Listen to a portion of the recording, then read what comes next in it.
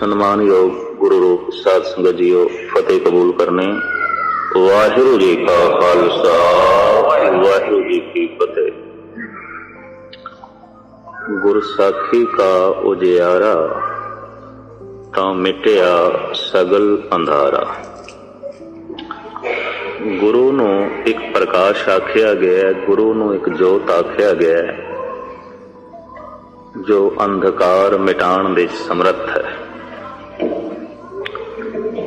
ਬਾਹਰ ਜ਼ਮੀਨ ਦੇ ਉੱਤੇ ਜ਼ਮੀਨ ਦੀ ਗਰਦਿਸ਼ ਦੇ ਨਾਲ ਜ਼ਮੀਨ ਦਾ ਜਿਹੜਾ ਹਿੱਸਾ ਸੂਰਜ ਦੇ ਪਿੱਛੇ ਹੋ ਜਾਂਦਾ ਹੈ, ਉੱਥੇ ਅੰਧੇਰਾ ਛਾ ਜਾਂਦਾ ਹੈ, ਰਾਤ ਪੈ ਜਾਂਦੀ ਹੈ। ਔਰ ਜ਼ਮੀਨ ਦੇ ਵਿੱਚ ਨੌਖੰਡ ਪ੍ਰਿਥਵੀ ਦੇ ਵਿੱਚ ਜੋ ਦੀਵਾ ਹੈ ਉਹ ਸੂਰਜ ਹੈ ਔਰ ਚੰਦਰਮਾ ਹੈ। ਸਾਹਿਬ ਕਹਿੰਦੇ ਨੇ ਦੋਏ ਦੀਵੇ ਚੌਦੇ ਹਟ ਨਾਲੇ, ਜੇਤੇ ਜੀ ਤੇ ਵਣ ਜਾ ਰਹੇ। ਇਹ ਦੋ ਦੀਵੇ ਕਾਇਨਾਤ ਵਿੱਚ ਰੋਸ਼ਨੀ ਕਰਦੇ ਨੇ ਔਰ ਇਸੇ ਸੂਰਜ ਤੋਂ ਚੰਦਰਮਾ ਰੋਸ਼ਨੀ ਲੈਂਦਾ ਹੈ, ਇਸੇ ਸੂਰਜ ਤੋਂ ਸਮੁੱਚੇ ਬ੍ਰਹਿਮੰਡ ਵਿੱਚ ਰੋਸ਼ਨੀ ਹੈ।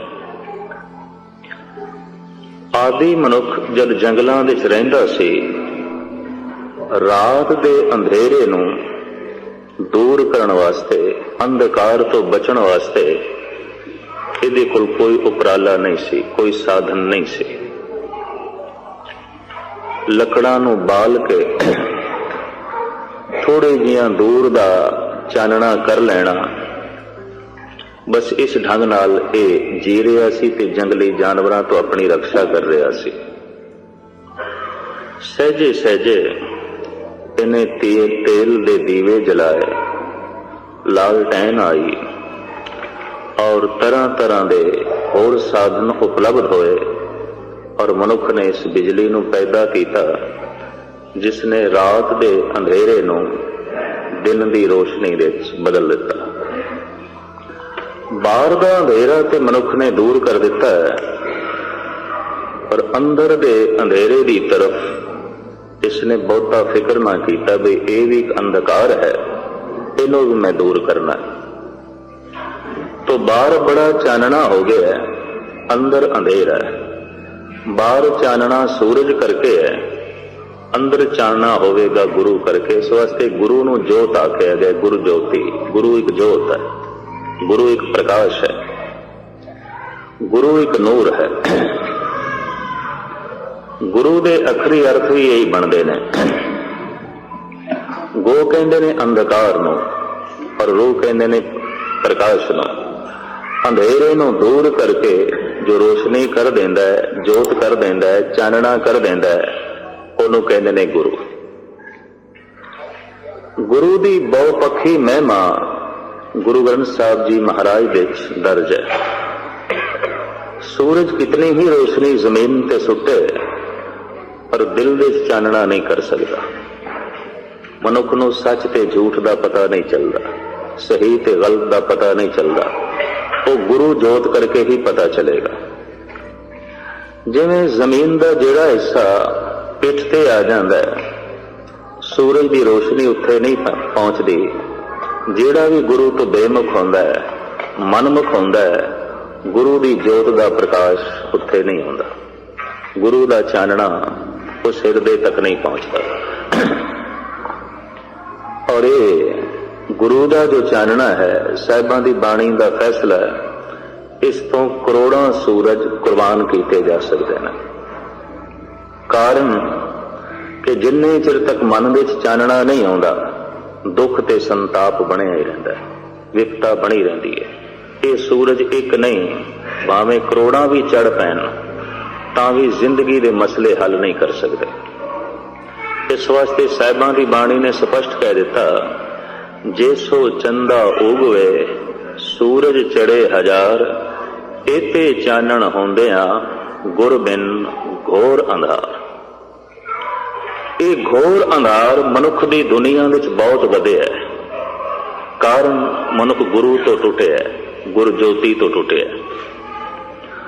ਗੁਰੂ ਦੇ ਜਿਹੜੇ ਬਹੁਪੱਖ ਗੁਰੂ ਗ੍ਰੰਥ ਸਾਹਿਬ ਜੀ ਮਹਾਰਾਜ ਨੇ ਪੇਸ਼ ਕੀਤੇ ਨੂੰ ਮੈਂ ਤੁਹਾਡੇ ਸਾਹਮਣੇ ਰੱਖਾਂ। गुरु दाता गुर हिवे घर, गुरु दीपक तेह लोए। गुरु दाता है, जैसे सूरज दाता है। सूरज करके ही जमीन ਨੂੰ सब कुछ मिलता है। धुप है, बरखा हो रही है, हरियावल है, बनस्पति फुटती है, इस एक सूरज करके जमीन की जिंदगी चल रही है। सूरज एको रुत अनेक, नानक करते के केते वेश। हो बहु जिथे बारों दाता ये सूरज है, अंदर दा दाता गुरु है। और अंदर दी हरियावली, खेड़ा, मस्ती, सुख, शांति, सकून सब गुरु दे आसरे ते है। एक सूरज ठंडा पै जाए, समुचा ब्रह्मंड बारों ठंडा पै जाएगा, खत्म हो जाएगा। और जिस जिस थां दे ते गुरु दी जोत ना पहुंचे, कहते वो बंदा अंदरों मर जाता है, मुर्दा हो जाता है, ਉਹਦੇ अंदर कोई सोच नहीं होगा। ਸਾਹਿਬ ਕਹਿੰਦੇ ਨੇ ਗੁਰ ਦਾਤਾ ਗੁਰ ਹਿਵੇ ਘਰ। ਹਿਵੇ ਘਰ ਹਿਮਾਲਿਆ ਦਾ ਘਰ, ਬਰਫ਼ ਦਾ ਘਰ। ਗੁਰੂ ਸੀਤਲ ਹੈ, ਸੂਰਜ ਗਰਮ ਹੈ, ਗੁਰੂ ਦਾ ਪ੍ਰਕਾਸ਼ ਠੰਡਾ ਪ੍ਰਕਾਸ਼ ਹੈ। ਗੁਰੂ ਦੀ ਜੋਤ ਠੰਡੀ ਜੋਤ ਹੈ, ਜੋ ਚਾਨਣਾ ਵੀ ਹੈ ਪਰ ਸੀਤਲ ਵੀ ਹੈ। ਗੁਰ ਦੀਪਕ ਤਹਿ ਲੋਏ। ਗੁਰੂ ਦੀ ਜੋਤ ਦੀ ਬਹੁਤ ਦੂਰ ਤੱਕ ਪਹੁੰਚ ਹੈ।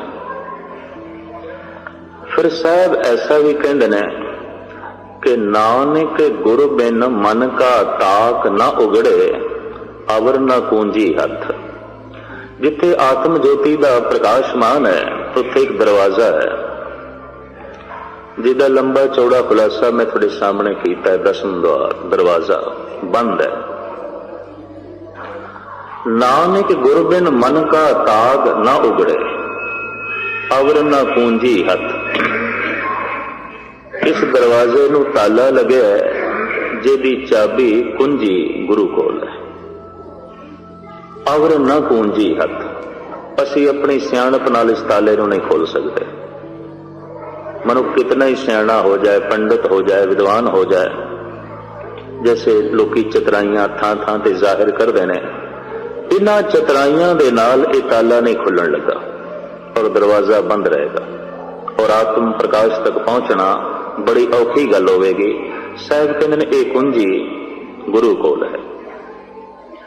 भगत नामदेव जी महाराज गुरु नूं धोबी भी कहते ने। धोबी धोवे बिरह बिराता, राम नाम वाका मन राता। धोबी का कम है कपड़े धो देना, साफ कर देना। गुरु का कम है हिरदा शुद्ध कर देना, मन साफ कर देना, मन की सारी मैल कट देनी। ये गुरु का कम है। फिर साहब कहते ने गुरु वैद भी है।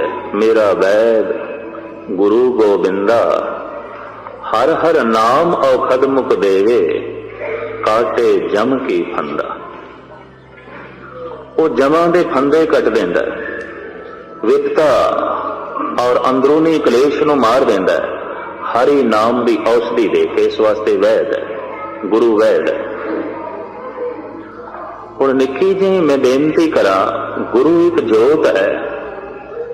ये उदों प्रगट हो जाती उत्थे ज्योति जिथे हिरदा सन्मुख हो जाए। मनमुख ते सन्मुख दो शब्द ने गुरु ग्रंथ साहिब दे, जो गुरु दे सामने आ जाए। हुण सामने आना की है? गुरु शब्द नूं मन लवे, गुरु शब्द नूं अपने हिरदे च थां देवे, गुरु शब्द नूं टिकावे। मैनू गल भुलदी नहीं, एक सज्जन दी तर्क आखण लगा, ज्ञानी जी सदियां तो हिंदुस्तान दे विच ते बाकी दी दुनिया दे विच पत्थर दी पूजा चलती रही। चाहे इस्लाम है ते चाहे ईसाईयत है, चाहे बोधी ने, चाहे जैनी ने, चाहे सनातनी ने, किसी न किसी रूप में सारे पत्थरां नूं पूजी जांदे ने। कोई कबरां नूं पूजी जांदा है, कोई मज़ारां नूं पूजी जांदा है, कोई मठा नूं पूजी जांदा है, कोई मूर्तियां नूं पूजी जांदा है। सब पत्थर ही पत्थर है। मैनू कहने लगा, गुरु गोबिंद सिंह जी महाराज दे ए वाक बड़े क्रांतिकारी सन के जागत जोत जपै निस बासर, एक बिना मन नैक ना आने। पूरन प्रेम प्रतीत सजे व्रत गोड़ मड़ी मठ भूल न माने। भूल के भी मड़ी नू मठ नू कबर नू न मने ते जागदी जोग दा पुजारी होवे। वो कहने लगा बदकिस्मती यह है कि सारा जगत पत्थर नू पूज रहा है ते सिख जगत कागज नू पूज रहा है। ते उहदे शब्द सन। कहने लगा पत्थर जड़ है, कागज जड़ है। पत्थर ठोस है, कागज भी अपनी थां ते अचेत है। कहंदा गुरु गोबिंद सिंह जी महाराज की गल खो गई आसमान विच, गुरु नानक दे बोल खो गए। सनातनी पत्थरां दी परिक्रमा कर रहे हैं, जैनी ते बोधी पत्थरां दे अगों मत्था टेक रहे ने। संगे मरमर दियां बणियां होईयां कबरां दे अगों मुसलमान मत्था पे टेकदे ने। ईसाई भी मूर्तियां दे अगों झुक रहा जो पत्थर दियां बणियां ने। कहने लगे इस नवे धर्म तो जिसनों जन्म गुरु नानक देव जी महाराज ने दिता सी, बड़ियां उम्मीदां सन, बड़ियां आसां सन, पर यह भी कागज की परिक्रमा विच लग गया। इन्हें ही कागज नूं सब कुछ मन लिया और ये बोल अपनी तरफों बड़े पायदार ढंग नाल उसने पेश किए सन। गुरुद्वारा सीसगंज साहब दे उदों मैं कथा कर रहा सी। मैं उसनूं कहा मित्रा बहुत वड्डा भरम बुलेखा है संसार दे विच भी, हो सकता है थोड़ा जिहा कुछ सिख जगत दे विच भी होवे। गुरु ग्रंथ साहब जी महाराज दियां कुछ पंक्तियां इस भरम बुलेखे नूं दूर कर देंदियां। एक पंक्ति मैं थोड़े सामने भगत सिरमौर श्री रविदास जी महाराज दी रखा। वो कहने ने तरतार अपवित्र कर मानिए रे, जैसे कागरा कर तो विचारन। भी कागज दी विचार करिए तो रविदास जी कहने ने कागज कोई पूजनीक नहीं है, कोई महान नहीं है। उन्हां दिनां विच बनदा सी ताड़ी दे दरख्त तो हिंदुस्तान विच। ताड़ी दा दरख्त मौजूद है अजकल भी हिंदुस्तान विच बहुत है। उहदे चों ताड़ी निकलदी, एक रस निकलदा है जिहदे च नशा बिल्कुल हू बहु शराब वर्गा हुंदा है। ये ताड़ी ठेकियां ते विकदी हिंदुस्तान विच। बिहार, बंगाल, यूपी, उड़ीसा ते मध्य भारत विच ये दरख्त बहुत है, बहुत तादाद विच पाया जाता है, खजूर की तरह होंदा है। इहदे चों निकलिया होया रस उस विच कुदरती नशा है। प्राचीन संतां ने, ऋषियां ने, मुनियां ने कह दिता सी बे इस दरख्त के थल्ले बैठना भी नहीं, ये दरख्त अपवित्र है, ये बंदे नूं बेहोश कर देंदा है। हर तरह की खुल देण वाले मजहबां ने भी शराब नूं वंडिया है। मुहम्मद साहब ने भी कह दिता हराम है, बाकी सारी खुल कर दी। वे पुरुष 4 शादियां भी कर सकता है। जिस जिस ढंग की खुल दी है उस खुल नूं देख के हैरानगी होती है, लेकिन शराब नूं उसने भी हराम कह दिता। बई गऊ भी खा सकता है, उठ भी खा सकता है, मझ भी खा सकता है। सब तरह की खुल देण वाला एक पुरुष कहता शराब हराम है। कारण शराब पींदियां मनुख बेहोश होता है ते जैसे जैसे बेहोशी वधदी है, अचेतपना वधदा है, मनुख दे अंदर ईश्वर नूं चिंतन करन दे जिहड़े आसार ने वो खत्म हो जाते हैं, आज़ा खत्म हो जाते हैं। इस वास्ते हो सकता है दुराचारी तो दुराचारी मनुख भी, ठग तो ठग बंदा भी शायद सुधर के परमात्मा तक पहुंच जाए, पर शराबी शराब पींदा ही जाए उसकी कोई संभावना नहीं। इतनी मैं अर्ज करते हैं क्योंकि बेहोशी उसकी वधदी है। मैनू कुछ श्लोक सुभावक याद आ गए जब मैं निर्मले महात्मा को गुरु ग्रंथ साहब जी महाराज के अर्थ पढ़ता सी। उन्होंने मैनू ये प्राचीन बोल नोट कराए सन। बीजिया कल्पंत एक अंच 10 कल्पंत नागनी, 12 सांसर कल्पंत धूमर पान असंख्यान विद्यते। पुराणा दे चों 18 पुराणा दे चों एक पदम पुराण है, ਉਹਦੇ ਚ श्लोक कहते हैं। बीजिया कहते हैं भंग नूं, बीजिया कलपंत एक अंज। जो भंग पींदा है एक जन्म खुआर गया, एक जन्म गया, वो जिंदगी बर्बाद हो गई। क्योंकि कुछ ना कुछ बेहोशी भंग दे च भी है, कुछ ना कुछ अचेतपना इहदे च भी है। बीजिया कलपंत एक अंज 10 कलपंत नागनी। नागनी कहंदे ने अफीम नूं। जिहड़ा अफीम खान का आदि हो गया है, ये महापुरुष कहता 10 जन्म तक मूर्ख रहेगा, सियाणा नहीं हो सकेगा, अचेत रहेगा, 10 जन्मां तक कुबड़ रहेगा। क्यों? अचेत हो जाएगा, बेहोश हो जाएगा, पशुओं की तरह जीवेगा। 10 कल्पंत नागनी वारनी सहनसर कल्पंत। वारनी कहते शराब नूं। ते जिहड़ा शराब का आदि होया है, सहनसर कहते ने हजारां नूं। हजारां जन्मां तक बेहोश रहेगा, हजारां जन्मां तक मूर्ख रहेगा। धूम्रपान संख्यान विद्या। ते धूम्रपान कहते ने तंबाकू नूं। ते जिहड़ा तंबाकू पींदा है, ऋषि कहता मैं गिण नहीं सकता कितने जन्म मूर्ख रहेगा, कितने जन्म कुबड़ रहेगा, कितने जन्म अचेत रहेगा। नशिया नूं इस ढंग दे नाल प्राचीन ऋषि मुनिया ने जो है भंडिया है भी बंदा अचेत होंदा है। और जिस जिस घर दे च समझ लो ये शराब बहुतात दे च वरती जारी, लोगों ने ते खिमा करनी, इसकी प्रदर्शनी करनी भी शुरू कर दी। लोग देखन, सजावट का समान भी समझ लिया। लोग इतने मूर्ख हो गए, इतने नादान हो गए, इतनी नासमझी वध गई है। अचेत होना भी एक फैशन बन गया है, बेहोश होना भी एक रस बन गया है, बेहोश होना भी एक नुमाइश बन गई है। कि जब बेहोश होना भी नुमाइश बन जाए, ऐसे बंदे नूं होश दे च लियाना बड़ी औखी गल है।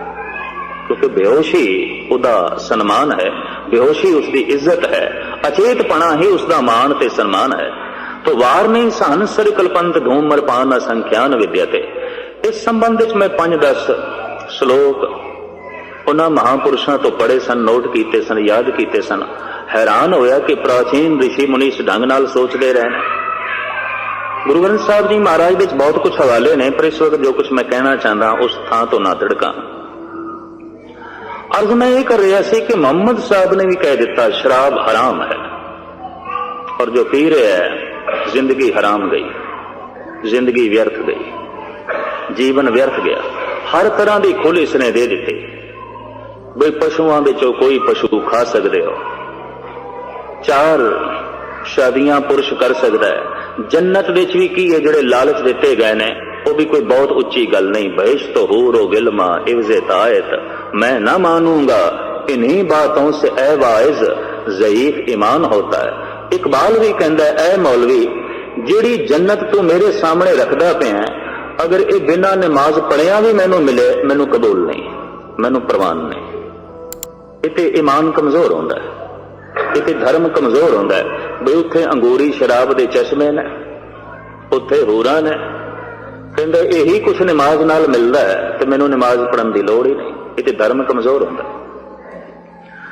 गरज के सियाणे जिहड़े ने वो इस चीज नूं भंडदे ने बई नहीं, ये ते बेहोश करदी है, बंदे नूं अचेत कर देंदी है।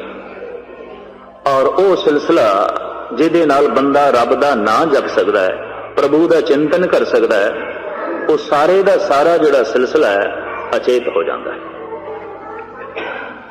तो मैं अर्ज करा जिहड़ा ताड़ी दा दरख्त है, इहदे च जिहड़ा एक रस निकलदा है, ਉਹਦੇ ਚ बेहोशी शराब वर्गी है। तो भगत रविदास जी कहते ने तर तार अपवित्र कर मानी रे।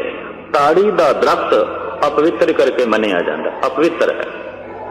शास्त्रकार इतना वर्जित कर देन बई ये थले भी ना बैठो, इस दरख्त से ये कोलों भी ना लंघो, यदि हवा दे भी बेहोशी है, यदि हवा दे भी कोई नशा है, ये कोल भी ना बैठो। तर तार अपवित्र कर मानिए रे, जैसे कागरा करत विचारन। लेकिन पुराना कागज इसे ताड़ी दे दरख्त तो बनता सी, इनू कट के सुखा के फिर इसके बुरादे तो कागज बनता सी। सब तो पहले हिंदुस्तान दे कागज बनाया गया ताड़ी दे दरख्त। इसके लकड़ छिलका इस ढंग का है कि कागज आसानी नाल बन सकता है। और गालबन कोई 1500 साल पहले कहते ने ये कागज आलमे वजूद विच आया। इस तो पहले भोज पत्रों ते लिखिया जाता सी, सब कुछ भोज पत्रों के उत्ते। पहली भीड़ जिहड़ी करतारपुर साहब वाली भीड़ है, जो गुरु अर्जन देव जी महाराज ने भाई साहब भाई गुरदास द्वारा रामसर अमृतसर दे संपूर्ण की थी। कागज बड़ा मोटा है, ताड़ी दे बुरादे दा, कम से कम 5-6 बंदे चाहिए तां उस भीड़ का प्रकाश हो सकता, कल्ला बंदा नहीं कर सकता। घट्टो घट 5-6 मन के करीब वजन है। एक एक पत्रा बहुत वड्डा है, बहुत वड्डी स्याही नाल और बड़े सोहने ढंग नाल भाई साहब भाई गुरदास ने अपने हत्थां नाल वो लिखे। तो दरख्त जिहड़ा ताड़ी दा उहदे बुरादे तो कागज बनदा। रविदास कहंदे जे दरख्त पूजनीक नहीं तो फिर कागज भी पवित्र नहीं।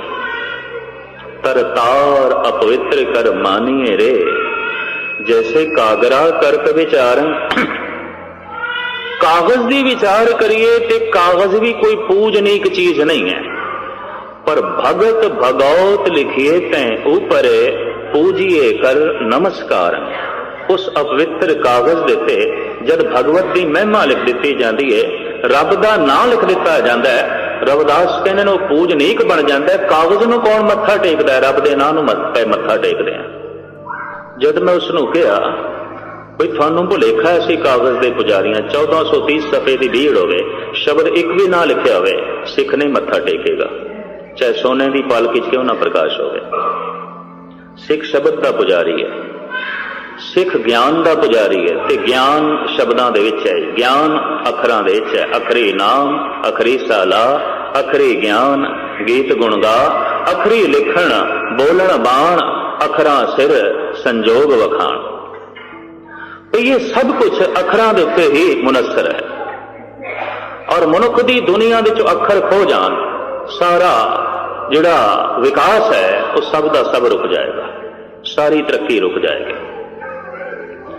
इस वास्ते पखंड के प्रचार वास्ते भी अखरां की लोड़ पैंदी है, सच के प्रचार वास्ते भी अखरां की लोड़ पैंदी है।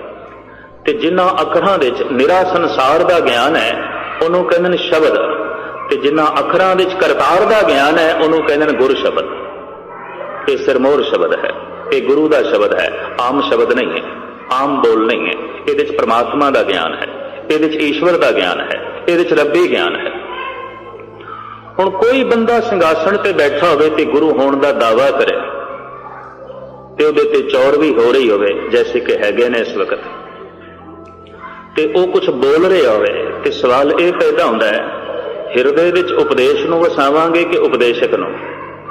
एक सवाल है, आपस में बैठे हुण इत्थे विचार ही ते करनी है, गुरु दुआरे होए सोजी पाए सी, इस तरह की सूझ समझ इत्थे लैनी। हिरदे विच उपदेश नूं वसाना है या उपदेशक नूं? जे कहो उपदेशक नूं वसाना है तो उपदेश सुनने की लोड़ की, वक्त क्यों बर्बाद करना है, समा क्यों बर्बाद करना, फिर तो वक्त बर्बाद करना है।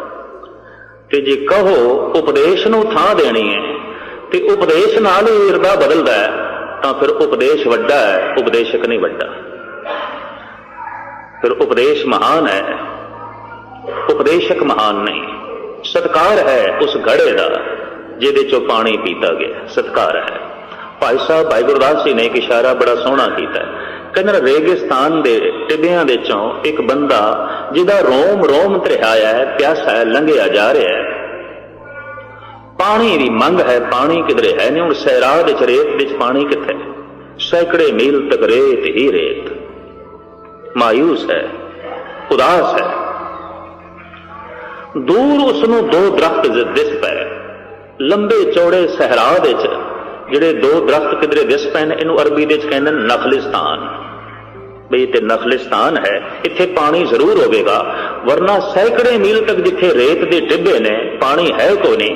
ये दो दरख्त इस गल का सबूत ने इत्थे पानी होगा। तो उसकी कुछ उम्मीद बर आई, वो तिखा चलन लग पिया भी पानी मिलेगा। पहुंच गया दरख्तां दे कोल, उत्थे दो घड़े पए सन, खुश हो गया भी प्राण बच गए। उन्हें घड़े का ढक्कन चुकया, घड़ा खाली, पानी है नहीं सी। ਮਾਯੂਸ ਹੋ ਗਿਆ। ਫਿਰ ਦੂਸਰੇ ਘੜੇ ਦਾ ਢੱਕਣ ਚੁੱਕਿਆ, ਉੱਥੇ ਪਾਣੀ ਹੈ ਸੀ, ਉਹਨੇ ਰੱਜ ਕੇ ਪੀਤਾ, ਆਪਣੀ ਪਿਆਸ ਬੁਝਾਈ। ਹੁਣ ਸਵਾਲ ਪੈਦਾ ਹੁੰਦਾ ਹੈ, ਉਹਦੀ ਪਿਆਸ ਘੜੇ ਨੇ ਬੁਝਾਈ ਕਿ ਪਾਣੀ ਨੇ? ਪਿਆਸ ਪਾਣੀ ਨਾਲ ਬੁਝਦੀ ਹੈ, ਚਾਹੇ ਉਹ ਘੜੇ ਵਿੱਚ ਹੋਵੇ, ਚਾਹੇ ਬੋਤਲ ਦੇ ਵਿੱਚ ਹੋਵੇ, ਚਾਹੇ ਦਰਿਆ ਦੇ ਵਿੱਚ ਹੋਵੇ, ਚਾਹੇ ਸਰੋਵਰ ਵਿੱਚ ਹੋਵੇ, ਚਾਹੇ ਪਾਣੀ ਖੂਹ ਦੇ ਵਿੱਚ ਹੋਵੇ। ਪਿਆਸ ਪਾਣੀ ਨਾਲ ਬੁਝੇਗੀ, ਘੜੇ ਨਾਲ ਨਹੀਂ।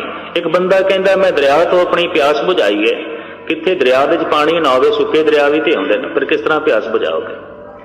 ਇੱਕ ਕਹਿੰਦਾ ਮੈਂ ਬੋਤਲ ਤੋਂ ਆਪਣੀ ਪਿਆਸ ਬੁਝਾਈ ਹੈ, ਬੋਤਲ ਦੇ ਵਿੱਚ ਪਾਣੀ ਨਾ ਹੋਵੇ, ਕਿਸ ਤਰ੍ਹਾਂ ਬੁਝਾਏਗਾ? ਕੱਚ ਨਾਲ ਥੋੜੀ ਪਿਆਸ ਬੁਝਦੀ ਹੈ। ਪਿਆਸ ਪਾਣੀ ਤੋਂ ਬੁਝੇਗੀ। ਆਤਮਿਕ ਸ਼ਾਂਤੀ ਬੰਦੇ ਨੂੰ ਗਿਆਨ ਤੋਂ ਮਿਲਦੀ ਹੈ। ਇਹ ਗਿਆਨ ਚਾਹੇ ਦੀਵਾਰਾਂ ਤੇ ਲਿਖਿਆ ਹੋਵੇ, ਚਾਹੇ ਕਾਗਜ਼ ਤੇ ਲਿਖਿਆ ਹੋਵੇ, ਚਾਹੇ ਮਨੁੱਖ ਦੇ ਹਿਰਦੇ 'ਚ ਲਿਖਿਆ ਹੋਵੇ, ਆਤਮਿਕ ਸ਼ਾਂਤੀ ਗਿਆਨ ਤੋਂ ਮਿਲਦੀ ਹੈ। ਸਤਿਕਾਰ ਹੈ ਉਸ ਦੀਵਾਰ ਦਾ ਜਿੱਥੇ ਅੱਖਰ ਲਿਖੇ ਸਨ, ਸਤਿਕਾਰ ਹੈ ਉਸ ਕਾਗਜ਼ ਦਾ ਜਿੱਥੇ ਅੱਖਰ ਲਿਖੇ ਸਨ, ਸਤਿਕਾਰ ਹੈ ਉਸ ਹਿਰਦੇ ਦਾ ਜਿੱਥੋਂ ਨਿਕਲਿਆ ਸੀ। ਲੇਕਿਨ ਹੁਣ ਦੀਵਾਰ ਇਹ ਆਖ ਦੇਵੇ ਮੈਂ ਹੀ ਪਾਣੀ ਆ, ਘੜਾ ਇਹ ਆਖ ਦੇਵੇ ਮੈਂ ਪਾਣੀ ਆ, ਤਾਂ ਗੱਲ ਨਹੀਂ ਬਣੇਗੀ। ਘੜੇ ਨਾਲ ਪਿਆਸ ਨਹੀਂ ਬੁਝਦੀ, ਪਾਣੀ ਨਾਲ ਪਿਆਸ ਬੁਝਦੀ ਹੈ। ਤਾਂ ਉਪਦੇਸ਼ ਨਾਲ ਹਿਰਦਾ ਬਦਲਦਾ ਹੈ, ਉਪਦੇਸ਼ਕ ਨਾਲ ਨਹੀਂ। ਤੇ ਜੇ ਹਿਰਦੇ ਵਿੱਚ ਉਪਦੇਸ਼ ਨੂੰ ਥਾਂ ਦੇਣੀ ਹੈ ਤਾਂ ਫਿਰ ਉਪਦੇਸ਼ ਵੱਡਾ ਹੈ, ਉਪਦੇਸ਼ਕ ਛੋਟਾ ਹੈ। ਸੁਨ ਉਪਦੇਸ਼ ਹਿਰਦੇ ਬਸਾਓ, ਮਨ ਇੱਛੇ ਨਾਨਕ ਫਲ ਪਾਓ। ਸਾਹਿਬ ਕਹਿੰਦੇ ਨੇ ਮਨ ਇੱਛਤ ਫਲ ਲੈ ਲਓ, ਉਪਦੇਸ਼ ਨੂੰ ਹਿਰਦੇ 'ਚ ਥਾਂ ਦਿਓ, ਗੱਲ ਮੁਕਾਓ ਬਾਕੀ। ਤੇ ਜਿਸ ਵਕਤ ਉਪਦੇਸ਼ ਨੂੰ ਬੰਦਾ ਹਿਰਦੇ 'ਚ ਥਾਂ ਦਿੰਦਾ ਹੈ, ਹਿਰਦੇ 'ਚ ਚਾਨਣਾ ਹੋ ਜਾਂਦਾ ਹੈ, ਹਿਰਦੇ 'ਚ ਪ੍ਰਕਾਸ਼ ਹੋ ਜਾਂਦਾ ਹੈ, ਹਿਰਦੇ 'ਚ ਨੂਰ ਹੋ ਜਾਂਦਾ ਹੈ। ਬਾਹਰ ਦੀ ਦੁਨੀਆ ਵਿੱਚ ਰੋਸ਼ਨੀ ਅਸੀਂ ਸੂਰਜ ਤੋਂ ਲਵਾਂਗੇ, ਅੰਦਰ ਦੀ ਦੁਨੀਆ ਵਿੱਚ ਰੋਸ਼ਨੀ ਅਸੀਂ ਗੁਰਸ਼ਬਦ ਤੋਂ ਲਵਾਂਗੇ। ਇਸ ਤੋਂ ਹੀ ਮਿਲੇਗੀ। ਇਸ ਤੋਂ ਬਿਨਾਂ ਇਹ ਨੂਰ ਲੈਣਾ ਬੜੀ ਔਖੀ ਗੱਲ ਹੈ, ਇਹ ਚਾਨਣਾ ਲੈਣਾ ਬੜੀ ਔਖੀ ਗੱਲ ਹੈ। ਗਾਲਬਨ 4 ਸਾਲ ਪਹਿਲੇ ਦੀ ਗੱਲ ਹੈ, ਸੁਭਾਵਿਕ ਗੱਲ ਚੱਲ ਪਈ। ਦਿੱਲੀ ਰਾਮਲੀਲਾ ਗਰਾਊਂਡ ਵਿੱਚ ਆ ਨਿਰੰਕਾਰੀ ਗੁਰੂ ਨੂੰ ਕਿਧਰੇ ਧਨ ਨਾਲ ਤੋਲਿਆ ਗਿਆ ਤਰਾਜ਼ੂ ਤੇ, ਤਰਾਜ਼ੂ ਦੇ ਉੱਤੇ ਪੰਕਤੀ ਲਿਖੀ ਗਈ ਗੁਰੂ ਗ੍ਰੰਥ ਸਾਹਿਬ ਦੀ, ਆਪੇ ਕੰਡਾ ਤੋਲ ਤੁਰਾਜੀ ਆਪੇ ਤੋਲਣਹਾਰਾ। ਇਹ ਪੰਕਤੀ ਲਿਖੀ ਹੋਈ ਸੀ, ਇਹਦੀਆਂ ਫੋਟੋਆਂ ਛਪੀਆਂ ਨੇ ਬਕਾਇਦਾ, ਗੁਰਦੁਆਰਾ ਗਜ਼ਟ ਦੇ ਸ਼੍ਰੋਮਣੀ ਕਮੇਟੀ ਨੇ ਛਾਪੀ। ਔਰ ਜਿਨ੍ਹਾਂ ਦਿਨਾਂ 'ਚ ਇਹ ਵਾਕਿਆ ਹੋ ਰਿਹਾ ਸੀ, ਉਹਨਾਂ ਦਿਨਾਂ 'ਚ ਮੈਂ ਗੁਰਦੁਆਰਾ ਸੀਸਗੰਜ ਸਾਹਿਬ ਗੁਰੂ ਤੇਗ ਬਹਾਦਰ ਸਾਹਿਬ ਜੀ ਮਹਾਰਾਜ ਦੇ ਗੁਰਪੁਰਬ ਦੇ ਸੰਬੰਧ ਵਿੱਚ ਆਇਆ ਹੋਇਆ ਸੀ, ਉੱਥੇ ਹਾਜ਼ਰੀ ਭਰ ਰਿਹਾ ਸੀ। ਔਰ ਇਹ ਸਾਰਾ ਪ੍ਰੋਗਰਾਮ ਟੀਵੀ ਤੇ ਵੀ ਨਸ਼ਰ ਹੋਣਾ ਸੀ, ਔਰ ਚਾਰੋਂ ਪਾਸੇ ਥਾਂ ਥਾਂ ਤੇ ਪੋਸਟਰ ਵੀ ਲੱਗੇ ਹੋਏ ਬਹੁਤ ਵੱਡੇ, ਵੀ ਕੱਲ ਨੂੰ ਇਸ ਗੁਰੂ ਨੂੰ ਨੋਟਾਂ ਦੇ ਨਾਲ, ਸੋਨੇ ਦੇ ਨਾਲ ਤੋਲਿਆ ਜਾਏਗਾ। ਕੁਦਰਤੀ ਗੱਲ ਹੈ ਕਿ ਮਨੁੱਖ ਦੇ ਜ਼ਿਹਨ ਦੇ ਉੱਤੇ ਧਨ ਦਾ ਬਹੁਤ ਵੱਡਾ ਪ੍ਰਭਾਵ ਹੈ। ਸਿਆਣੇ ਕਹਿੰਦੇ ਕਬੀਰ ਮਹਾਤਮਾ ਬੁੱਧ ਨਾਲੋਂ ਬਿਲਕੁਲ ਘੱਟ ਨਹੀਂ ਸੀ, ਰਵਿਦਾਸ ਸਵਾਮੀ ਮਹਾਵੀਰ ਨਾਲੋਂ 1 ਇੰਚ ਵੀ ਪਿੱਛੇ ਨਹੀਂ ਹੈ, ਬਾਬਾ ਫਰੀਦ ਸਦਨਾ ਤੇ ਸੈਨ ਕ੍ਰਿਸ਼ਨ ਦੀ ਗੀਤਾ ਨਾਲੋਂ ਪਿੱਛੇ ਨਹੀਂ ਨੇ, ਰਾਮ ਦੇ ਬੋਲਾਂ ਨਾਲੋਂ ਪਿੱਛੇ ਨਹੀਂ। ਪਰ ਹਿੰਦੁਸਤਾਨ ਵਿੱਚ ਜਿਤਨੀ ਗੱਲ ਰਾਮ ਦੀ ਹੋਈ, ਜਿਤਨੀ ਕ੍ਰਿਸ਼ਨ ਦੀ ਹੋਈ, ਉਤਨੀ ਰਵਿਦਾਸ ਦੀ ਨਹੀਂ ਬਣ ਸਕੀ, ਉਤਨੀ ਕਬੀਰ ਦੀ ਨਾ ਬਣ ਸਕੀ। ਜਿਤਨੀ ਗੱਲ ਮਹਾਤਮਾ ਬੁੱਧ ਦੀ ਹੋਈ, ਸਵਾਮੀ ਮਹਾਵੀਰ ਦੀ ਹੋਈ, ਉਤਨੀ ਗੱਲ ਸਦਨੇ ਦੀ ਨਹੀਂ ਬਣ ਸਕੀ, ਸੈਣ ਦੀ ਨਹੀਂ ਬਣ ਸਕੀ, ਤ੍ਰਿਲੋਚਨ ਦੀ ਨਹੀਂ ਬਣ ਸਕੀ। ਜੇ ਗੁਰੂ ਨਾਨਕ ਗੁਰੂ ਅਰਜਨ ਦੇਵ ਜੀ ਮਹਾਰਾਜ ਇਹਨਾਂ ਮਹਾਂਪੁਰਖਾਂ ਦੀ ਬਾਣੀ ਸੰਭਾਲ ਕੇ ਨਾ ਰੱਖਦੇ, ਖਿਮਾ ਕਰਨੀ ਜਗਤ ਵਿੱਚ ਖੋ ਗਈ ਸੀ ਫਿਰ। ਕਿਉਂਕਿ ਮੈਂ ਪ੍ਰਤੱਖ ਦੇਖਿਆ ਸ਼੍ਰੀ ਨਾਮਦੇਵ ਜੀ ਮਹਾਰਾਜ ਦਾ 600 ਸਾਲਾ ਪੁਰਬ ਮਨਾਇਆ ਮਹਾਰਾਜ ਮਰੱਠੇ ਲੋਕਾਂ ਨੇ, ਔਰ ਗੌਰਮੈਂਟ ਪੱਧਰ ਤੇ ਮਨਾਇਆ ਗਿਆ। ਮਹਾਰਾਸ਼ਟਰ ਦੀ ਜਿਹੜੀ ਗੌਰਮੈਂਟ ਹੈ ਉਸਨੇ ਆਪਣੇ ਪੱਧਰ ਤੇ ਬਹੁਤ ਲੰਬਾ ਚੌੜਾ ਖਰਚ ਕਰਕੇ ਭਗਤ ਨਾਮਦੇਵ ਜੀ ਮਹਾਰਾਜ ਦਾ ਜਨਮ ਦਿਨ ਮਨਾਇਆ, ਕਿਉਂਕਿ ਭਗਤ ਨਾਮਦੇਵ ਜੀ ਮਹਾਰਾਜ ਮਹਾਰਾਸ਼ਟਰੀਅਨ ਸਨ। ਤਾਂ ਕੁਦਰਤੀ ਗੱਲ ਹੈ ਸ਼੍ਰੀ ਗੁਰੂ ਸਿੰਘ ਸਭਾ ਬੰਬਈ ਨੂੰ ਵੀ ਮਦੌ ਕੀਤਾ ਗਿਆ ਵੀ ਤੁਸੀਂ ਵੀ ਸ਼ਾਮਲ ਹੋਵੋ ਭਗਤ ਨਾਮਦੇਵ ਜੀ ਮਹਾਰਾਜ ਦੇ ਜਨਮ ਦਿਨ ਵਿੱਚ। ਤਾਂ ਸੁਭਾਵਿਕ ਦਾਸ ਨੂੰ ਬੁਲਾਇਆ, ਬਹੁਤ ਸਾਰੇ ਮਰੱਠੇ ਸੱਜਣ ਬੈਠੇ, ਬਹੁਤ ਸਾਰੇ ਸਿੰਘ ਬੈਠੇ। ਮਹਾਰਾਸ਼ਟਰੀਅਨ ਲੋਕਾਂ ਦੀਆਂ ਕੀਰਤਨ ਮੰਡਲੀਆਂ ਆਈਆਂ, ਕੋਈ ਮੀਰਾਂ ਦੇ ਗੀਤ ਗਾਉਂਦਾ ਰਿਹਾ, ਕੋਈ ਬ੍ਰਹਮਾਨੰਦ ਦੇ ਭਜਨ ਗਾਉਂਦਾ ਰਿਹਾ, ਕੋਈ ਸੂਰਦਾਸ ਦੇ ਸ਼ਬਦ ਗਾਉਂਦਾ ਰਿਹਾ, ਔਰ ਇਸ ਤਰੀਕੇ ਨਾਲ 2-2.5 ਘੰਟੇ ਪਾਸ ਹੋਏ। फिर मैनू अद्धा घंटा बोलने वास्ते आख्या गया। मैं कहा मैनू तो इंज जापदा जैसे मीरा का जन्मदिन मनाया गया या ब्रह्मानंद का जन्मदिन मनाया गया या सूरदास का जन्मदिन नामदेव का नहीं मनाया गया, क्योंकि नामदेव का कोई शब्द ही नहीं सुनाया गया। कहने लगे नामदेव के कुछ गीत ने, तो गुरु ग्रंथ साहब के चों 4-5 शब्द रख के मैं उन्होंने व्याख्या की थी। महाराष्ट्रन गौरमेंट के मुखी नेता नूं कबूल करना पिया कि सिख जगत ते सिख जगत के गुरु साहिबान जे नामदेव की दौलत संभाल के ना रखते अज साडे कोल नहीं होनी सी। उन्होंने एहसान मनिया सी, कबूलिया। तो मैं अर्ज करा जितनी गल महात्मा बुद्ध की ते स्वामी महावीर की बनी, नामदेव की नहीं बन सकी, सदना सैन की ना बन सकी। पता क्यों? कि आम बंदा धन तो ही प्रभावित होता है। राम राजा सी, श्री कृष्ण द्वारका के राजा सन, महात्मा बुद्ध राजकुमार सी, राजे का लड़का सी, स्वामी महावीर का वड्डा भरा राजा सी, राजघराने चो आया। तो मनुख दे ते धन का बड़ा प्रभाव भी लै, राजा होंदिया होया संत है, राजा होंदिया होया भिक्षु है, राजकुमार होंदिया होया तपीश्वर है। इस गल का असर कबूल किया। कबीर की जब गल चली तो लोगों ने कह दिता जुलाया ही है और की है। लोग ताने मारते सन, जुलाया ही है और की है।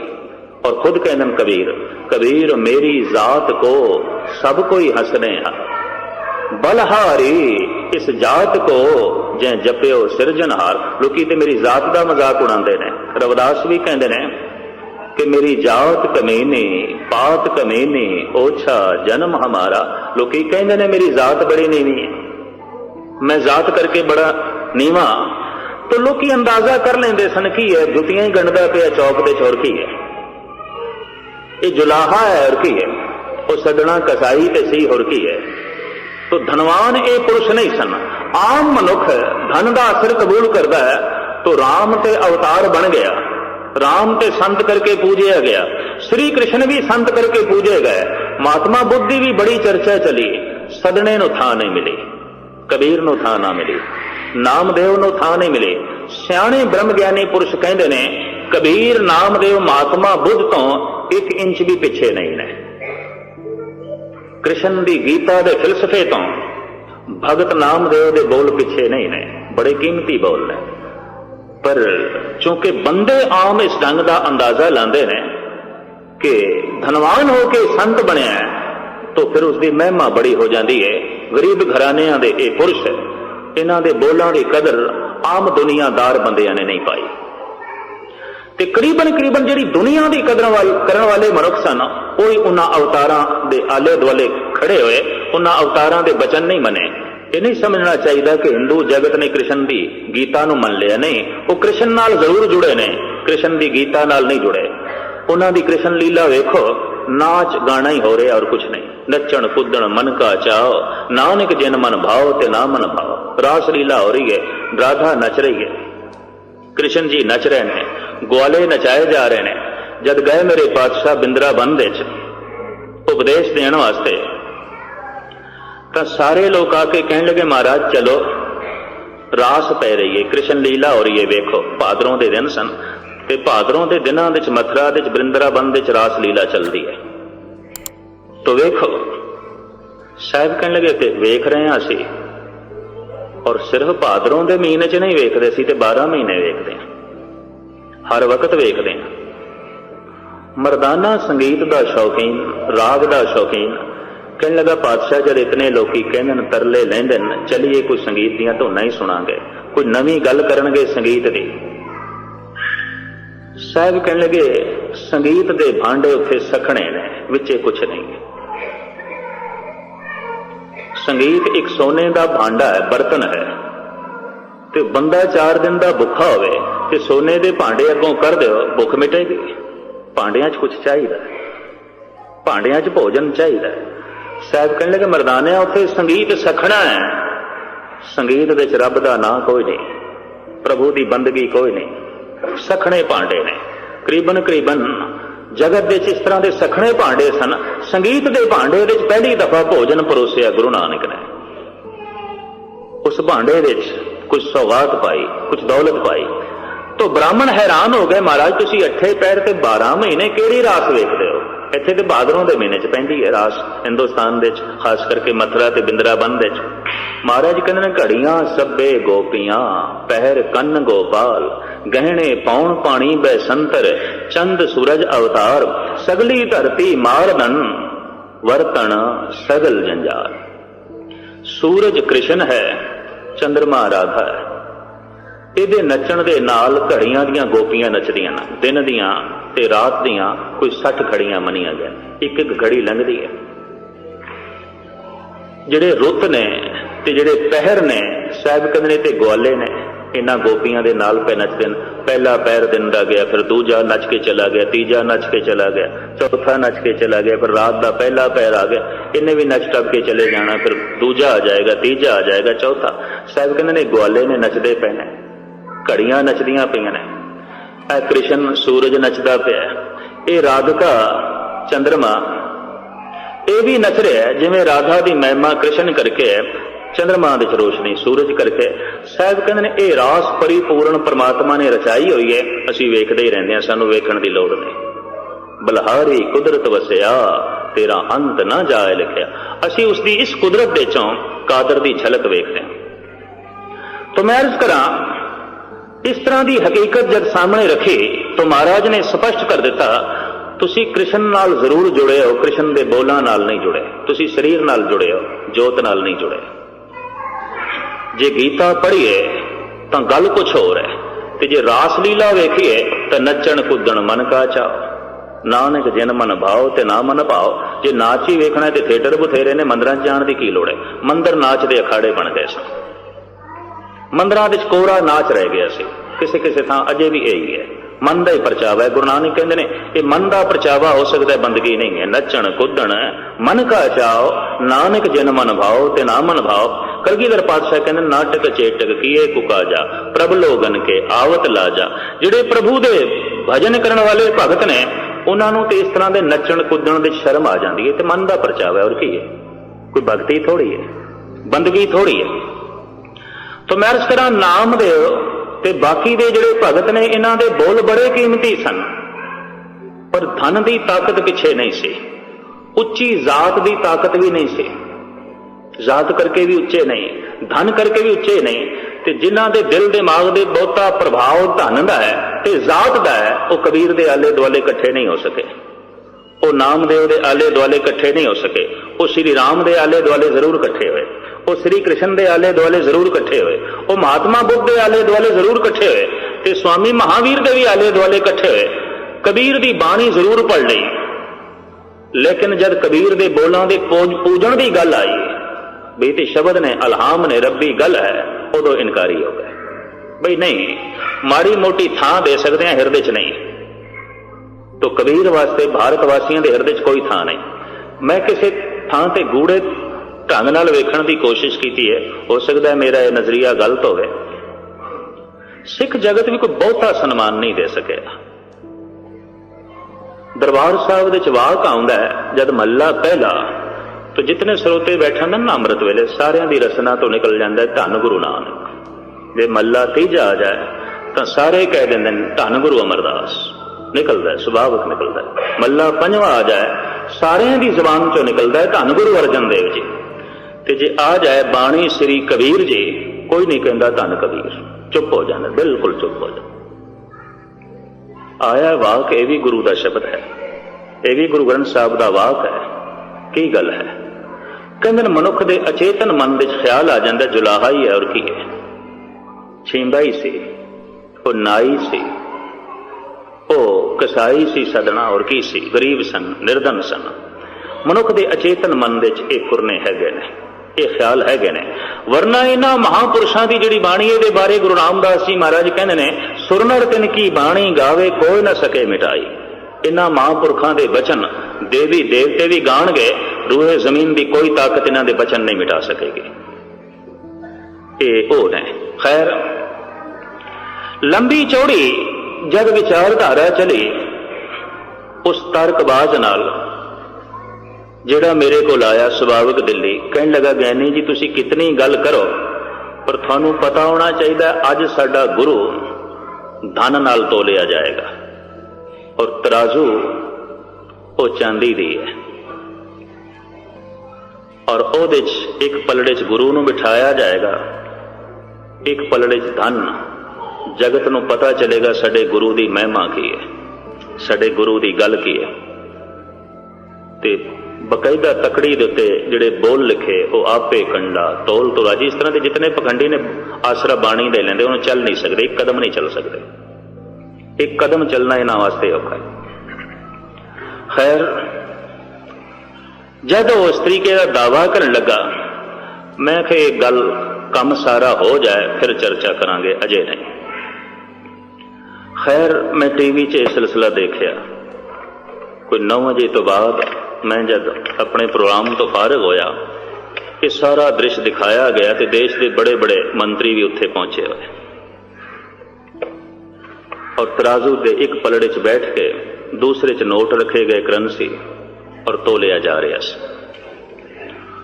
दूजे दिन भी वह पुरुष आया, मेरी जबान तो कहलाना चाहता सी कि अजोके समय दे ये महान संत ते गुरु ने, वेख लो महिमा इन्हां दी। आया मेरे कोल, कहन लगा गुरु दी महिमा वेख लई। मैं कहा वेख लईगी, हुण तुहाडे की ख्याल ने साडे गुरु बारे? मैं कहा ओही जिहड़े हमेशा ही सुणदे। तो औखा होके कहन लगा तुहाडे ते कोई असर नहीं। मैं कहा असर मैं कबूल करांगा, पहले मेरे 2-4 शब्दां दा जवाब दे। तकड़ी आलमे वजूद विच क्यों आई, तराजू दी लोड़ क्यों पै गई? कहंदे ने जद संसार विच सिक्का नहीं सी, करंसी नहीं सी, पैसा धेला नहीं सी, तां वस्तुआं दे बदले वस्तुआं दित्तियां जांदियां सन।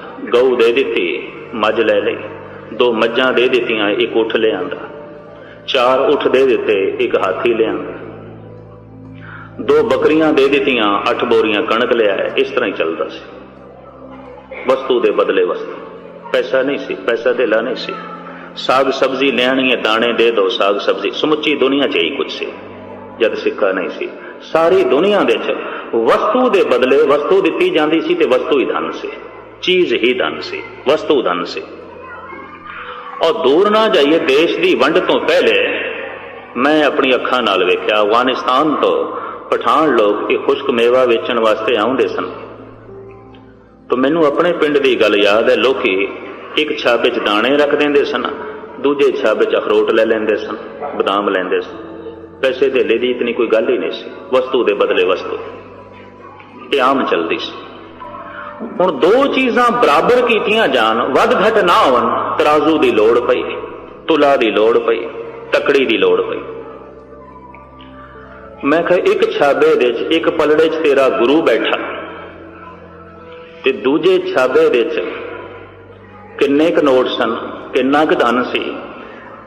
आखण लगा 9 लाख के नोट सन। तो मैं कहा तेरे गुरु की कीमत 9 लाख, 2 पलड़े बराबर हो गए, इस तो ज्यादा नहीं।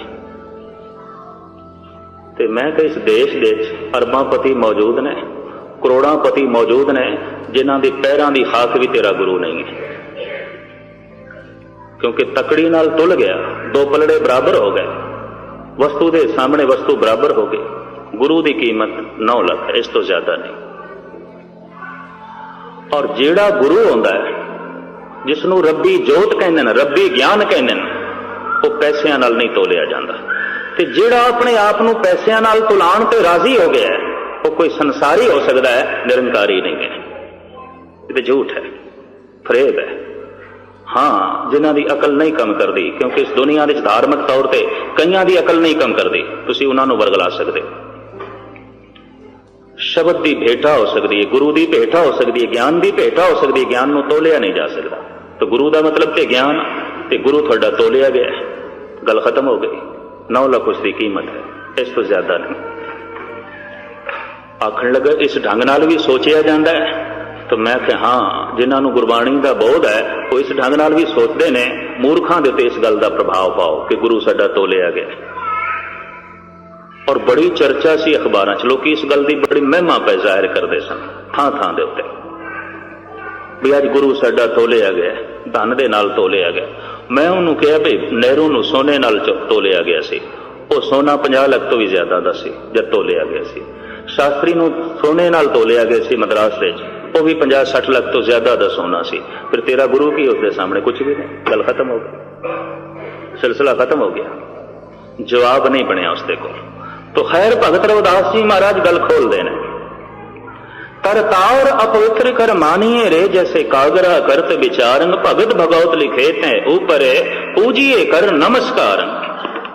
अपवित्र कागज के उत्ते जब भगवत की महिमा लिख दी जाती है मस्तक झुक जाता है, मनुख सजदा करता है। ज्ञान के पुजारी असी कागज के नहीं, अखबार पढ़ते हैं चुक के परे सुट देंगे, अगर कागज के पुजारी तो उन्होंने कोई नहीं मत्था पे टेकते, गलियां च लुलदा पिया थां थां ते कागज, कौन मत्था टेकदा है? नहीं, असी शब्द के पुजारी, ज्ञान के पुजारी हैं। जिस दिन पहला प्रकाश होया उस दिन गुरु अर्जन देव जी महाराज दे ये महाबोल सन, बड़े कीमती। आप दा फरमान सी, सतगुर के शरीर हैं जो सब थान समय सब ना दरसै हैं। मेरा जिहड़ा शरीर है इहदे दर्शन तुसी सारी थां ते नहीं कर सकते जिन्हों तुसी सतगुर कहंदे। ये एक शहर विच है दूजे शहर विच नहीं, और ये अज है ते कल नहीं। सतगुर के शरीर हैं जो भाई साहब भाई संतोख सिंह ने जो कुछ लिखे है मैं पढ़ के थानू सरवण करा रहा। सतगुर के शरीर हैं जो सब थान समय सब ना दरसै हैं, ग्रंथ हृदा गुर को एहो जानो उत्तम है सब काल रहे हैं। मेरे स्वरूप ते या ते है दीरघ साहिब जान अदायब कहो।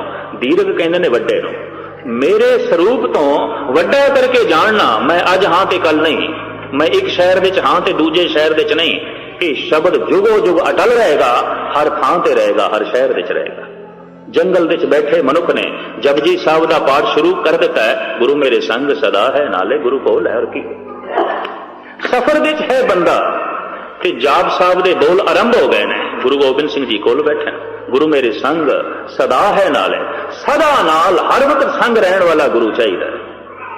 एक ही गुरु दिल्ली बैठा होवे विपता इत्थे पै जाए कि किस तरह करांगे, फिर वो किस तरह बोड़ेगा। ते दूजा काहे सिमरिए जो जम्मे ते मर जाए, एको सिमरो नानका जो जल थल रिया समाए। जिदा जन्म है उदा मरण भी है।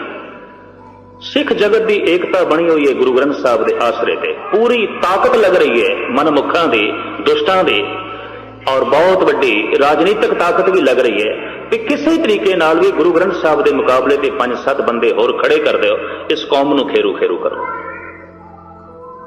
एक राजनीतिक तौर पर बहुत बड़ा हमला गालबन 30-40 सालों तो हो रहा है, और उन्होंने एक गल दिस पई है कि इन्हां दी एकता भंग हो सकती है, तुसी 4-5 गुरु बना छड्डो। तो लोकी एक एक कदम करके गुरु बनने की कोशिश करते हैं। अज थानू शब्द की गल सुनाते ने, कल कहते मूर्ति, शब्द एक पासे मूर्ति, हुण मूर्ति च ध्यान जोड़ो, परसों फिर अपनी मूर्ति अगों रखते हैं। इस तरह का सिलसिला भी है। यही सहजे सहजे फिर गुरु बन जाते हैं। इत्थों ही मनुख शब्द नालों टुट जाता है। और इस वक्त 13वें 14वें गुरु का दावा नामधारी कर ही रहना।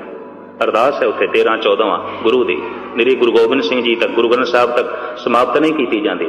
ते गुरु ग्रंथ साहब नूं गुरु ग्रंथ साहब नहीं कहते, ग्रंथ साहब कहते, गुरु तो वह है उन्हों का, बाकी ते ग्रंथ साहब ने। इस तरह के जिहड़े पुरुष ने उन्होंने अज भी करीबन भारत सरकार तो बड़ी तकवीयत मिलती है, और जब भी कभी कौमी मसला हो जाए इन्होंने कभी साथ नहीं दिता।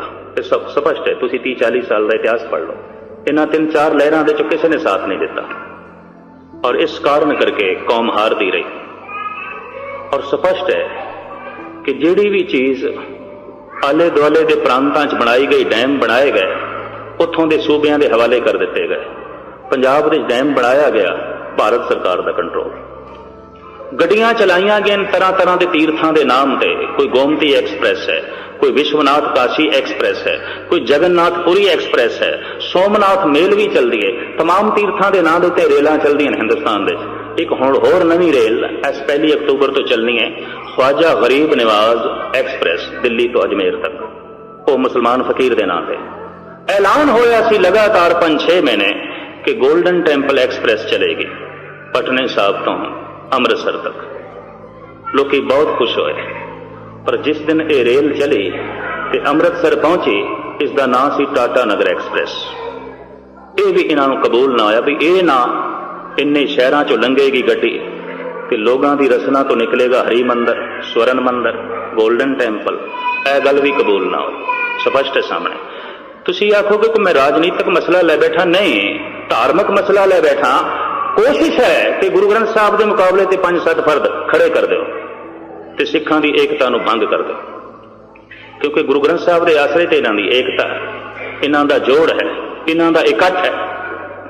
ਔਰ ਇਹ ਵੀ ਡਰਦੇ ਨੇ ਕਿ ਗੁਰੂ ਗ੍ਰੰਥ ਸਾਹਿਬ ਦੇ ਆਸਰੇ ਤੇ ਸਾਰੀ ਜ਼ਾਤਾਂ ਵਾਲਿਆਂ ਨੂੰ ਵੀ ਇਕੱਠੇ ਕਰ ਲੈਣਗੇ, ਕਿਉਂਕਿ ਇੱਥੇ ਛੀਂਬਾ ਬੈਠਾ ਹੈ, ਜੁਲਾਹਾ ਵੀ ਬੈਠਾ ਹੈ, ਇੱਥੇ ਚਮਾਰ ਵੀ ਬੈਠਾ ਹੈ, ਇੱਥੇ ਨਾਈ ਵੀ ਬੈਠਾ ਹੈ, ਇੱਥੇ ਕਸਾਈ ਦੇ ਬੋਲ ਵੀ ਹਨ, ਇੱਥੇ ਮੁਸਲਮਾਨ ਫਕੀਰ ਵੀ ਬੈਠੇ। ਤੋ ਇਹਨਾਂ ਕੋਲ ਬੁਨਿਆਦ ਬੜੀ ਪੁਖਤਾ ਹੈ ਤੇ ਇਸ ਬੁਨਿਆਦ ਦੇ ਆਸਰੇ ਤੇ ਇਹਨਾਂ ਦੀ ਤਾਕਤ ਹਿੰਦੁਸਤਾਨ ਵਿੱਚ ਵੱਧ ਜਾਏਗੀ।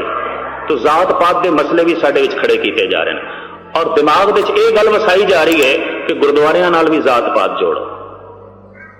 ਔਰ ਮੈਂ ਇਤਨੀ ਅਰਜ਼ ਕਰਦਾ, ਜਿਸ ਗੁਰਦੁਆਰੇ ਨਾਲ ਜ਼ਾਤ ਪਾਤ ਜੁੜੀ ਹੋਵੇ, ਗੁਰੂ ਦਾ ਘਰ ਨਹੀਂ, ਉਸ ਜ਼ਾਤ ਵਾਲੇ ਦਾ ਘਰ ਹੋਵੇਗਾ। ਗੁਰੂ ਦਾ ਘਰ ਨਹੀਂ ਹੈ। ਗੁਰੂ ਦਾ ਘਰ ਉਹ ਜਿੱਥੇ ਜ਼ਾਤ ਪਾਤ ਦੇ ਕੋਈ ਵਿਤਕਰੇ ਨਹੀਂ। ਸਿੱਖ ਸਿਰਫ ਸਿੱਖ ਹੈ और कुछ नहीं है। और सिख ही हो अपने मन को ये लालच हो गुण तोयो चरो। गुरु गोबिंद सिंह जी महाराज अपना तारुफ करांदे ने, मैं कौन हाँ। और सिख ही हो अपने मन को ये लालच हो गुण तोयो चरो। ए अकाल पुरख मन करके मैं तेरा सिख हाँ। तेरी सिखिया दे नाल अपनी जिंदगी नूं तोड़न वाला, इस सिख तो बिना मैं और कुछ भी नहीं। और सिख ही हो अपने मन को ये लालच हो गुण तोयो चरो। एक क्रांतिकारी सतगुरां दे बोल ने, बचन ने। और सदा अंग संगे अभंगंग विभूते। जिथे तुसी इस शब्द का पाठ करो, सदा अंग संग ये थोड़े नाल है। गुरु मेरे संग सदा है नाल। गुरु का बचन बसे जी नाले। बचन अगर जी दे नाल है, गुरु जी दे नाल है। जिथे तुसी जाओगे नाल है। जल नहीं डोबे तस्कर नहीं लेवे, भाए न साके जाले। अग नहीं जला सकती, चोर नहीं चुरा सकता, कोई डाका नहीं पै सकता इस धन दे ते नाल है। तो इस गुरु का आसरा तुसी हर वक्त पकड़ सकते हो। गुरु अर्जन देव जी महाराज का हुक्म, मेरे स्वरूप ते याते है दीरग। मेरे स्वरूप तो वड्डा करके जानना। तो हुण वड्डे ने वडियाई आप जाहिर करनी सी, तो सतगुरां ने मत्था टेकिया ते जद सतगुरां नूं कहण लगे बैठो आप ताबे ते, महाराज कहण लगे नहीं, ये पोथी परमेश्वर का स्थान, इत्थे साक्षात परमेश्वर का स्थान है। मैं ताबे ते बैठ गया। लोगों ने जिहड़ा मत्था भी टेकना है अंदरों भावना नाल मैनू टेकना है, नहीं जिसनों मैं मत्था टेके उसे नूं सारे मत्था टेको। ताबे ते बाबा बुढ़ा जी नूं बिठाया, आप नहीं बैठे। इतिहास है, स्पष्ट इतिहास है। और हुक्म कीता मेरे स्वरूप ते या ते है दीरग साहिब जान अदायब कहनो। मेरे स्वरूप तो वड्डा करके जानना। पूजो चंदन केसर कोकर, धूप दिखाए के फूल चढ़े। पूजा करनी है तुसी शब्द की।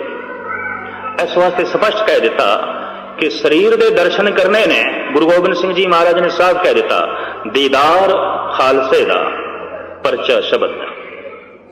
दीदार करने ने मेरे शरीर दे, तां गुरु पंथ दे दर्शन करना। मेरी आत्मा दे गुरजोत दे दर्शन करने ने, तां गुरु ग्रंथ साहब दे दर्शन करना। स्पष्ट कह दिता। ज्योति जोत जब सतगुरु समान लगे ने, उत्ते सिखां ने बेनती की सी, पातशाह कभी साडा दिल करे थोड़ा तन वेखना है, तो महाराज कहने लंबे चौड़े भटकण की लोड़ नहीं। सिख सो रहत पंच जो मिले, मम स्वरूप सो जानो भले। सिख पंचों में मेरो वासा, पूरन करो धरो जय आसा। पंज रहत वानिए सिख जे किधरे मिल जान, रसना ते मूल मंत्र दा जाप होवे, हिरदे विच गुरमंत्र वसे होवे, तन ते पंज ककार ने। साहब कहने निश्चय करके जानी अज मेरे शरीर दे दर्शन होए, किधरे भटकण की लोड़ नहीं, धक्के खाण की तेन लोड़ नहीं। कोई कहे ना शरीर तो बिना गल नहीं बनती, कह दिता करो दीदार खालसे दा परचा शब्द दा। सतगुरु ने हुक्म ऐसा किया। साडी गुरु पंथ की यह मर्यादा है, ये रड़कती पई है बहुत सारे लोगों भी। इन्हां दी एकता बनी हुई है, इन्हां दा संगठन बनया है, इन्हां दी ताकत बनी हुई है।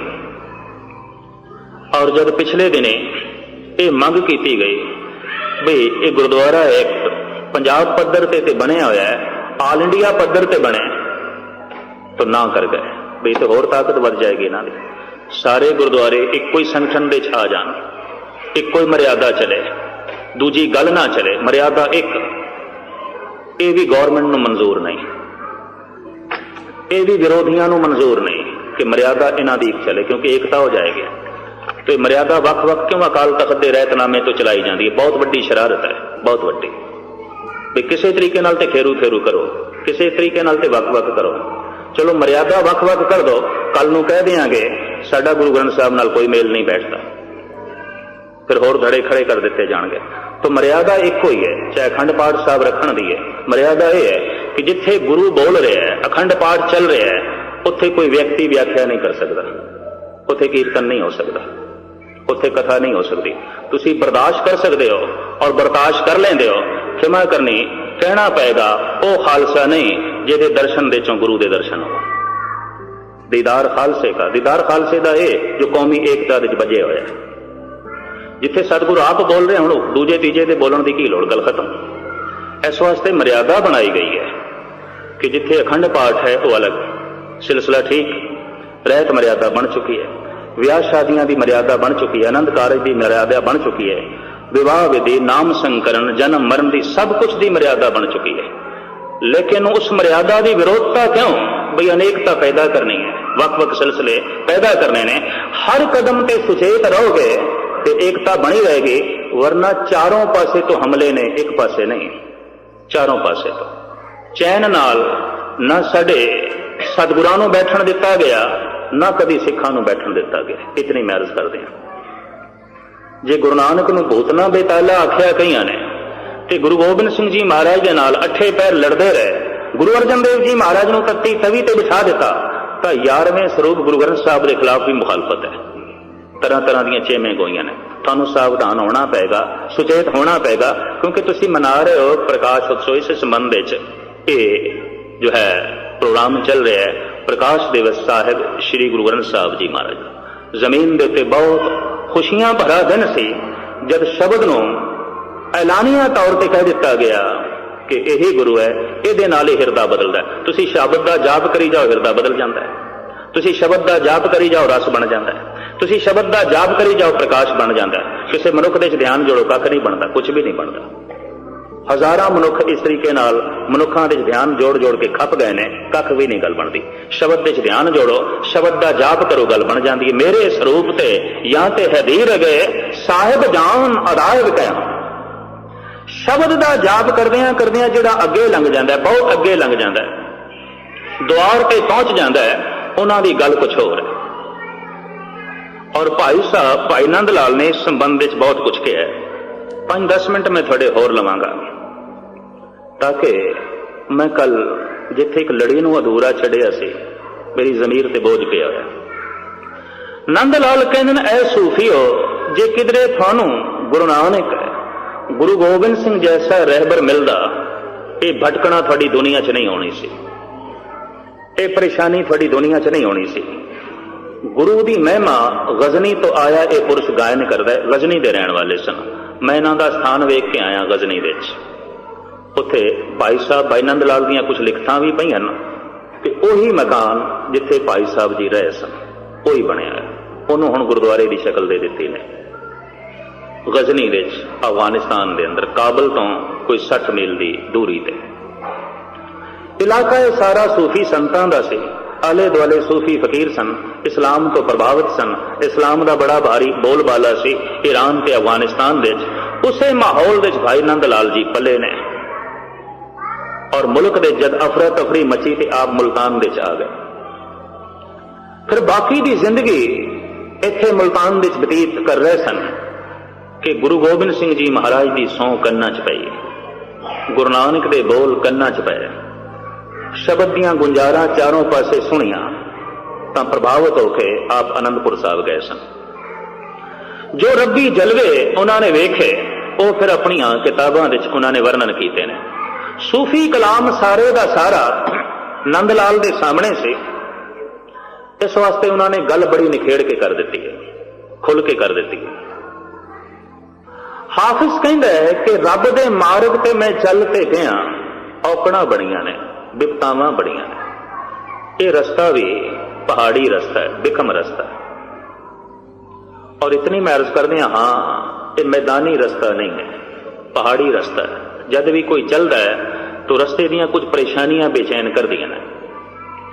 हाफिज कहंदा है मरादर मंजिले जाना चे अमनो ऐस चों हरदम। इस नज़म का जवाब दिता है नंद लाल ने। इतनी गल अर्ज करके मैं समाप्ति करांगा। ये नज़म हाफिज दी, दीवाने हाफिज दी पहली नज़म है। ते दूसरी नज़म जिस भाई साहब ने जवाब दिता है वो दीवाने गोया दी दूसरी नज़म है। वो दीवाने गोया, ये दीवाने हाफिज। हाफिज कहंदा है ऐ खुदा तेरे रस्ते ते मैं चलते पिया पर नित दियां मुसीबतां। परिवार सहमत नहीं, संसार सहमत नहीं, चलण दी समर्था नहीं, नित दियां पीड़ा। घर विच एक पुरुष किधरे रसक पैदा हो जाए परिवार नाल संबंध नहीं जुड़ेगा, औखे हो जाणगे परिवार वाले बाकी। क्योंकि हर एक दा अपना जीवन का पद्धर हुंदा है, उहदी सूरत अगे हो गई तो जिहड़े पिछे रह गए तालमेल बैठेगा नहीं। वो अगे चला गया, उहदियां गल्लां कुछ अगे दियां हो जाणगे, जिहड़े पिछे रह गए उहनां दियां गल्लां कुछ पिछे दियां होणगियां, तालमेल नहीं बैठेगा। इसे नूं सतगुरु कहंदे ने भगतां ते संसारियां जोड़ कदे ना आया। भगतां करके घर विच जिहड़ा कलेश मच जांदा है वो दरअसल उसके जिम्मेवार भगत नहीं, वो बंदे ने जो पिछे रह गए। भगत थोड़ा अगे चला गया, ओदी गल, ओदा जीवन का ढंग, ओदी शैली शब्दावली आम बंदियां नाल मेल नहीं खांदी। घर वाले औखे हो जाते हैं, समाज औखा हो जाता है, बिरादरी औखी हो जाती है, लोग निंदा करने लग पैंदे ने। एक भी किधरे रसक पैदा हो जाए, माड़ा पैदा हो जाए, घर दे बेईमान है, झूठा है, परिवार इतना औखा नहीं होता।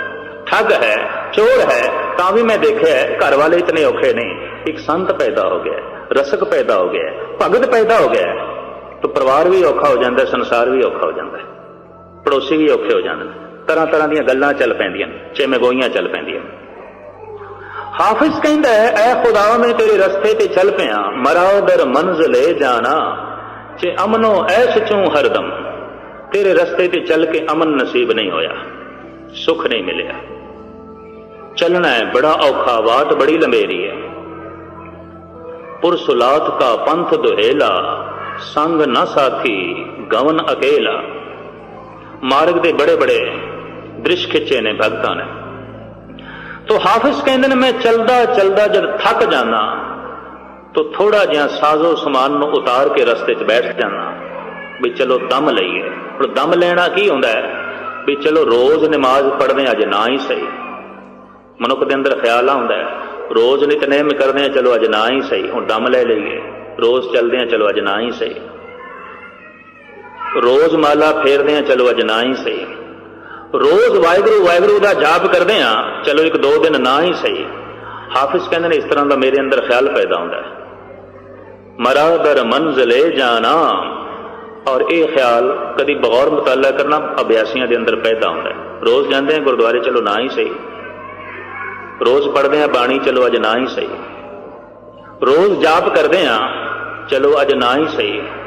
कईयां दी जिंदगी च रोज पैदा होता होगा और रोज रोज करके रह जाते हैं इस ख्याल दे नाल। मरादर मंजिले जाना चे अमनो ऐश चों हरदम जरस फरियाद में दारत के बरबंदेद महमला।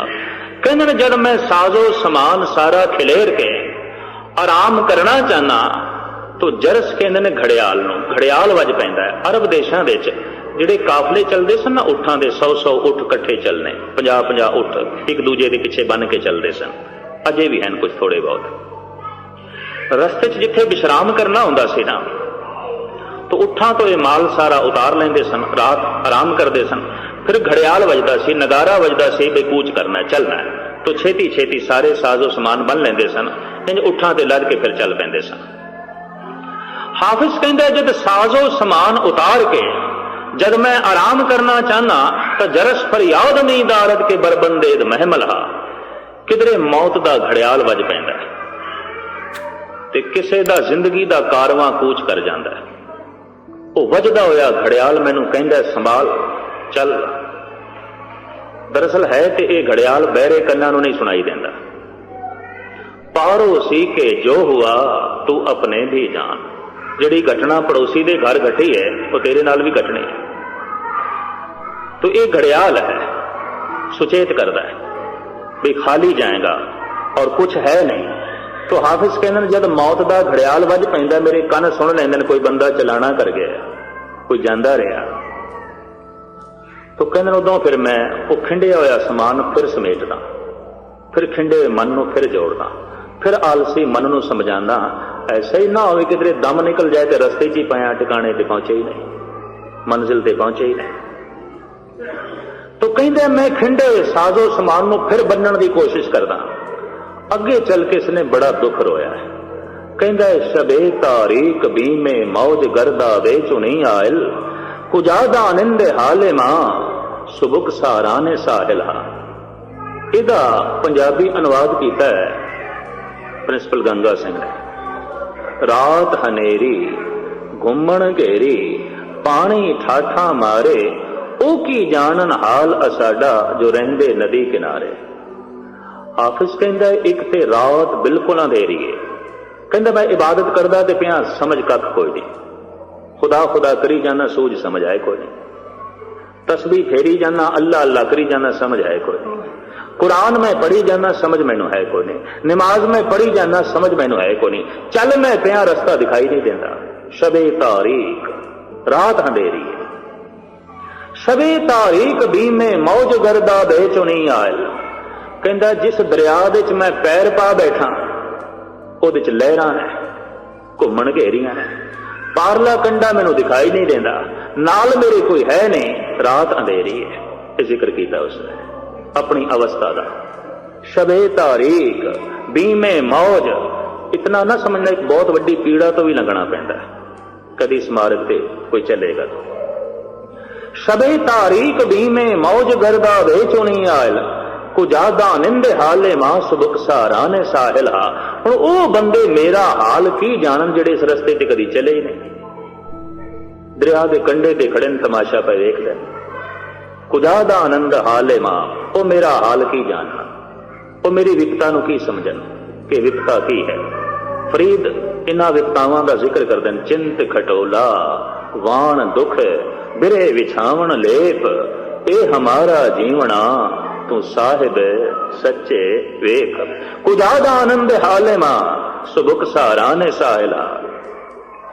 ਮੇਰੀ ਇਸ ਵਿਪਤਾ ਦਾ ਉਹ ਬੰਦੇ ਕੀ ਹਾਲ ਜਾਣਨ ਜਿਹੜੇ ਸਮਾਰਗ ਤੇ ਚਲੇ ਹੀ ਨਹੀਂ, ਜਿਨ੍ਹਾਂ ਨੇ ਦਰਿਆ ਵਿੱਚ ਕਦੀ ਪੈਰ ਪਾਏ ਨਹੀਂ, ਜਿਹੜੇ ਘੁੰਮਣ ਘੇਰੀਆਂ ਚ ਕਦੀ ਫਸੇ ਹੀ ਨਹੀਂ। ਹਾਫਿਜ਼ ਕਹਿੰਦੇ ਨਾਲ ਕੋਈ ਨਹੀਂ, ਪਾਰਲਾ ਕੰਡਾ ਦਿਖਾਈ ਨਹੀਂ ਪਿਆ ਦਿੰਦਾ। ਹੁਣ ਇਹ ਵਿਪਤਾ ਮੈਂ ਕਿਹਨੂੰ ਸੁਣਾਵਾਂ। ਨੰਦ ਲਾਲ ਨੇ ਕਹਿੰਦੇ ਨੇ ਇਸ ਨਜ਼ਮ ਨੂੰ ਜਦੋਂ ਪੜ੍ਹਿਆ ਤੇ ਇਹਦੇ ਨਾਲ ਮੁਕਾਬਲੇ ਤੇ ਦੂਸਰੀ ਨਜ਼ਮ ਲਿਖੀ ਆਪ ਨੇ, ਔਰ ਈਰਾਨ ਦੇ ਵਾਸੀ ਨੰਦ ਲਾਲ ਦੀਆਂ ਉਹਨਾਂ ਗਜ਼ਲਾਂ ਨੂੰ ਪੜ੍ਹ ਕੇ ਦੰਗ ਰਹਿ ਗਏ।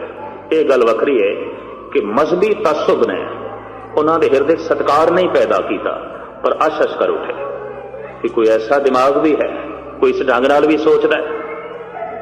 ਹੁਣ ਫਿਰ ਮੈਂ ਅਰਜ਼ ਕਰਦੇ ਹਾਂ, ਜਿਹੜੇ ਸ਼ੈਲੀ ਸ਼ਬਦਾਵਲੀ ਨੂੰ ਸਮਝਣ ਵਾਲੇ ਨੇ, ਪਿੰਗਲ ਤੇ ਵਿਸ਼ਰਾਮ ਨੂੰ ਸਮਝਣ ਵਾਲੇ ਨੇ, ਕਵਿਤਾ ਦੀ ਮਸ ਥੋੜੀ ਜਿਹਾ ਰੱਖਦੇ ਨੇ, ਉਹਨਾਂ ਨੂੰ ਪਤਾ ਚਲੇਗਾ ਇਹ ਦੋਵੇਂ ਬੋਲ ਇੱਕੋ ਨੇ, ਹਾਫਿਜ਼ ਤੇ ਨੰਦ ਲਾਲ ਦੇ। ਇੱਕ ਦੇ ਸਮੱਸਿਆ ਹੈ, ਇੱਕ ਦੇ ਸਮਾਧਾਨ ਹੈ, ਇੱਕ ਦੇ ਸਵਾਲ ਹੈ, ਇੱਕ ਦੇ ਜਵਾਬ ਹੈ। ਹਾਫਿਜ਼ ਕਹਿੰਦਾ ਹੈ ਪਹਿਲੀ ਪੰਕਤੀ ਦੇ ਵਿੱਚ ਕਿ ਮਰਾਦਰ ਮੰਜ਼ਿਲ ਜਾਣਾ ਚ ਅਮਨੋ ਐਸ਼ ਚੋਂ ਹਰਦਮ। ਨੰਦ ਲਾਲ ਦੀ ਪਹਿਲੀ ਪੰਕਤੀ ਮੈਂ ਤੁਹਾਨੂੰ ਸਰਵਣ ਕਰਾਵਾਂ। ਨੰਦ ਲਾਲ ਕਹਿੰਦੇ ਨੇ ਮਰਾਦਰ ਮੰਜ਼ਿਲ ਜਾਣਾ ਹਮਾ ਐਸ਼ੋ ਹਮਾ ਸ਼ਾਦੀ।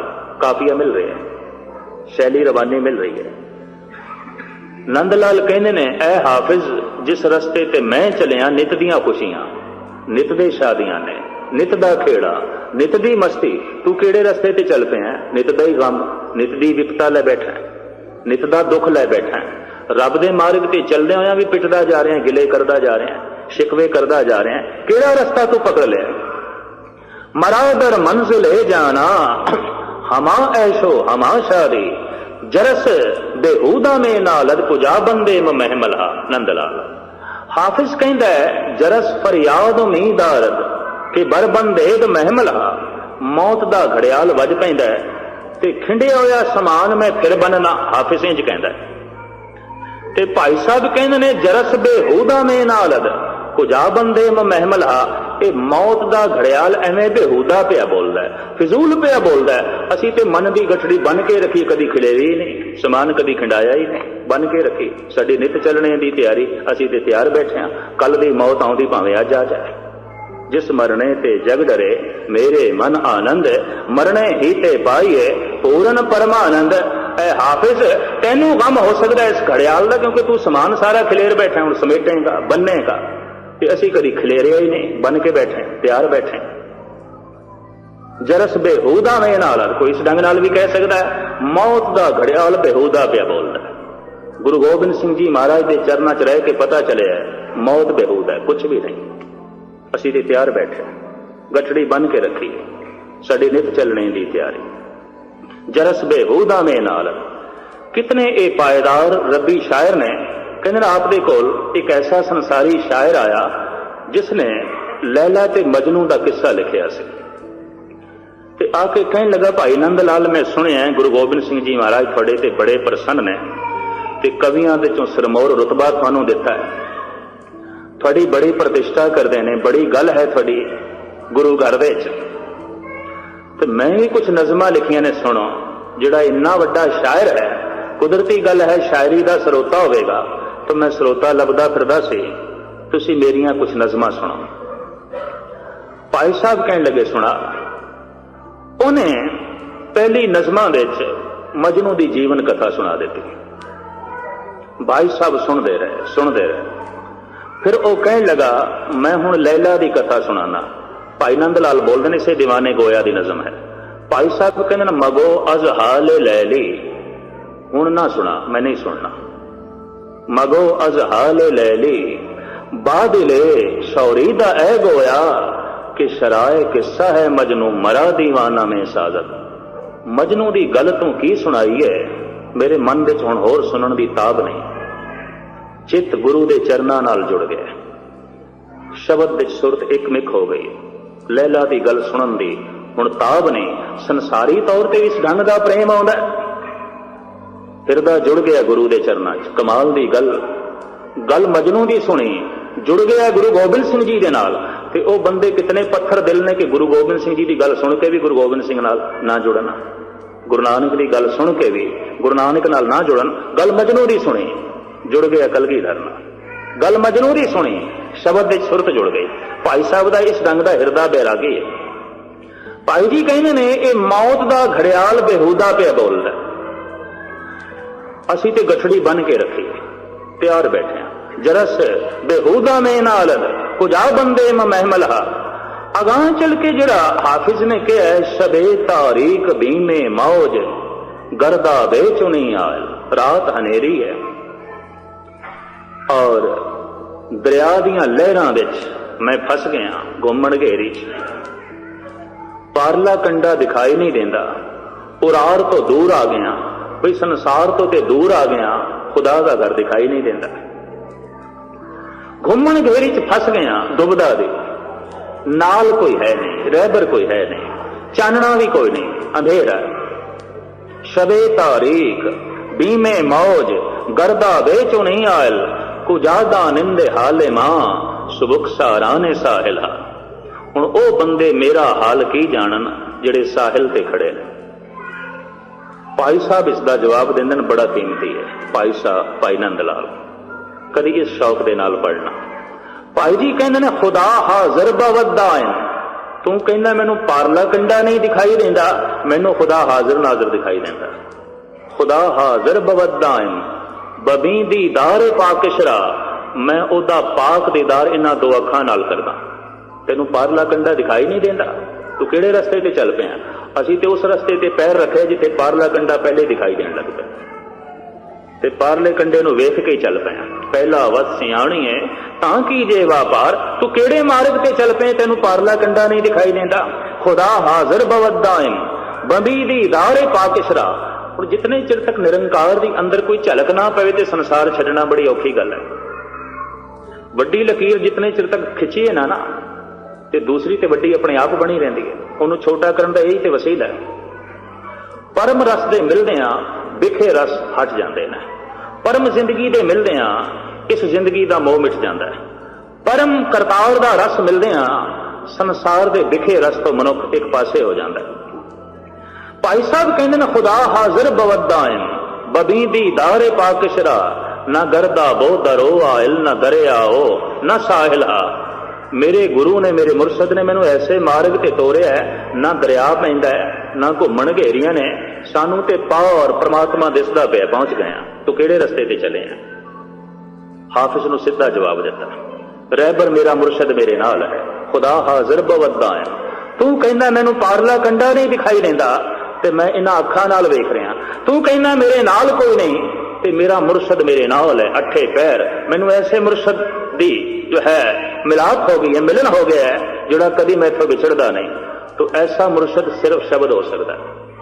ਤਨ ਅੱਜ ਹੈ ਕੱਲ ਨਹੀਂ। ਤੇ ਅੱਠੇ ਪੈਰ ਨਾਲ ਨਾ ਪੁੱਤਰ ਹੋ ਸਕਦੇ ਨਾ ਮਿੱਤਰ ਹੋ ਸਕਦਾ, ਨਾ ਪਤਨੀ ਹੋ ਸਕਦੀ ਹੈ, ਨਾ ਮਾਂ ਬਾਪ ਹੋ ਸਕਦਾ, ਨਾ ਭਰਾ ਹੋ ਸਕਦਾ ਹੈ। ਅੱਠੇ ਪੈਰ ਬੰਦੇ ਦੇ ਨਾਲ ਸ਼ਬਦ ਹੋ ਸਕਦਾ, ਗੁਰ ਜੋਤੀ ਹੋ ਸਕਦੀ ਹੈ। ਗੁਰੂ ਮੇਰੇ ਸੰਗ ਸਦਾ ਹੈ ਨਾਲ ਹੈ। ਭਾਈ ਸਾਹਿਬ ਭਾਈ ਨੰਦ ਲਾਲ ਕਹਿੰਦੇ ਨੇ, ਕਾਸ਼ ਕਿ ਤੈਨੂੰ ਕੋਈ ਦੱਸਣ ਵਾਲਾ ਮਿਲਦਾ ਹਾਫਿਜ਼ ਕਿ ਸ਼ਬਦ ਦਾ ਪ੍ਰਕਾਸ਼ ਕਦਮ ਕਦਮ ਦੇ ਵਿੱਚ ਰਹਿਬਰੀ ਕਰਦਾ ਹੈ ਔਰ ਉਹਦੇ ਨਾਲ ਪਾਰਲਾ ਕੰਡਾ ਦਿਸ ਪੈਂਦਾ ਜਾਪ ਦੇ ਨਾਲ। ਤੂੰ ਇਹ ਜਿਹੜੇ ਰੋਣੇ ਰੋ ਰਹੇ ਹੈ ਦੁਬਦਾ ਦੇ, ਤੈਨੂੰ ਇਸ ਤਰ੍ਹਾਂ ਦੇ ਸ਼ਬਦ ਦੱਸਣ ਵਾਲਾ ਕੋਈ ਨਹੀਂ, ਤੈਨੂੰ ਇਸ ਤਰ੍ਹਾਂ ਦੇ ਸ਼ਬਦਾਂ ਦੀ ਪ੍ਰਾਪਤੀ ਨਹੀਂ, ਤੈਨੂੰ ਇਸ ਤਰ੍ਹਾਂ ਦੇ ਗਿਆਨ ਦੀ ਪ੍ਰਾਪਤੀ ਨਹੀਂ। ਇਸ ਵਾਸਤੇ ਰੱਬ ਦੇ ਮਾਰਗ ਤੇ ਜਾ ਕੇ ਚੱਲਦਾ ਹੋਇਆ ਵੀ ਤੂੰ ਰੱਬ ਤੇ ਸ਼ਿਕਵੇ ਕਰੀ ਜਾਂਦਾ ਹੈ, ਗਿਲੇ ਕਰੀ ਜਾਂਦਾ ਹੈ ਔਰ ਕਹੀ ਜਾਂਦਾ ਵਿਖੜਾ ਰਸਤਾ ਹੈ, ਇਹ ਹੈ ਉਹ ਹੈ, ਤੇ ਤੇਰੇ ਇਹਨਾਂ ਰੋਣਿਆਂ ਨੂੰ ਵੇਖ ਕੇ ਕੌਣ ਚੱਲੇਗਾ?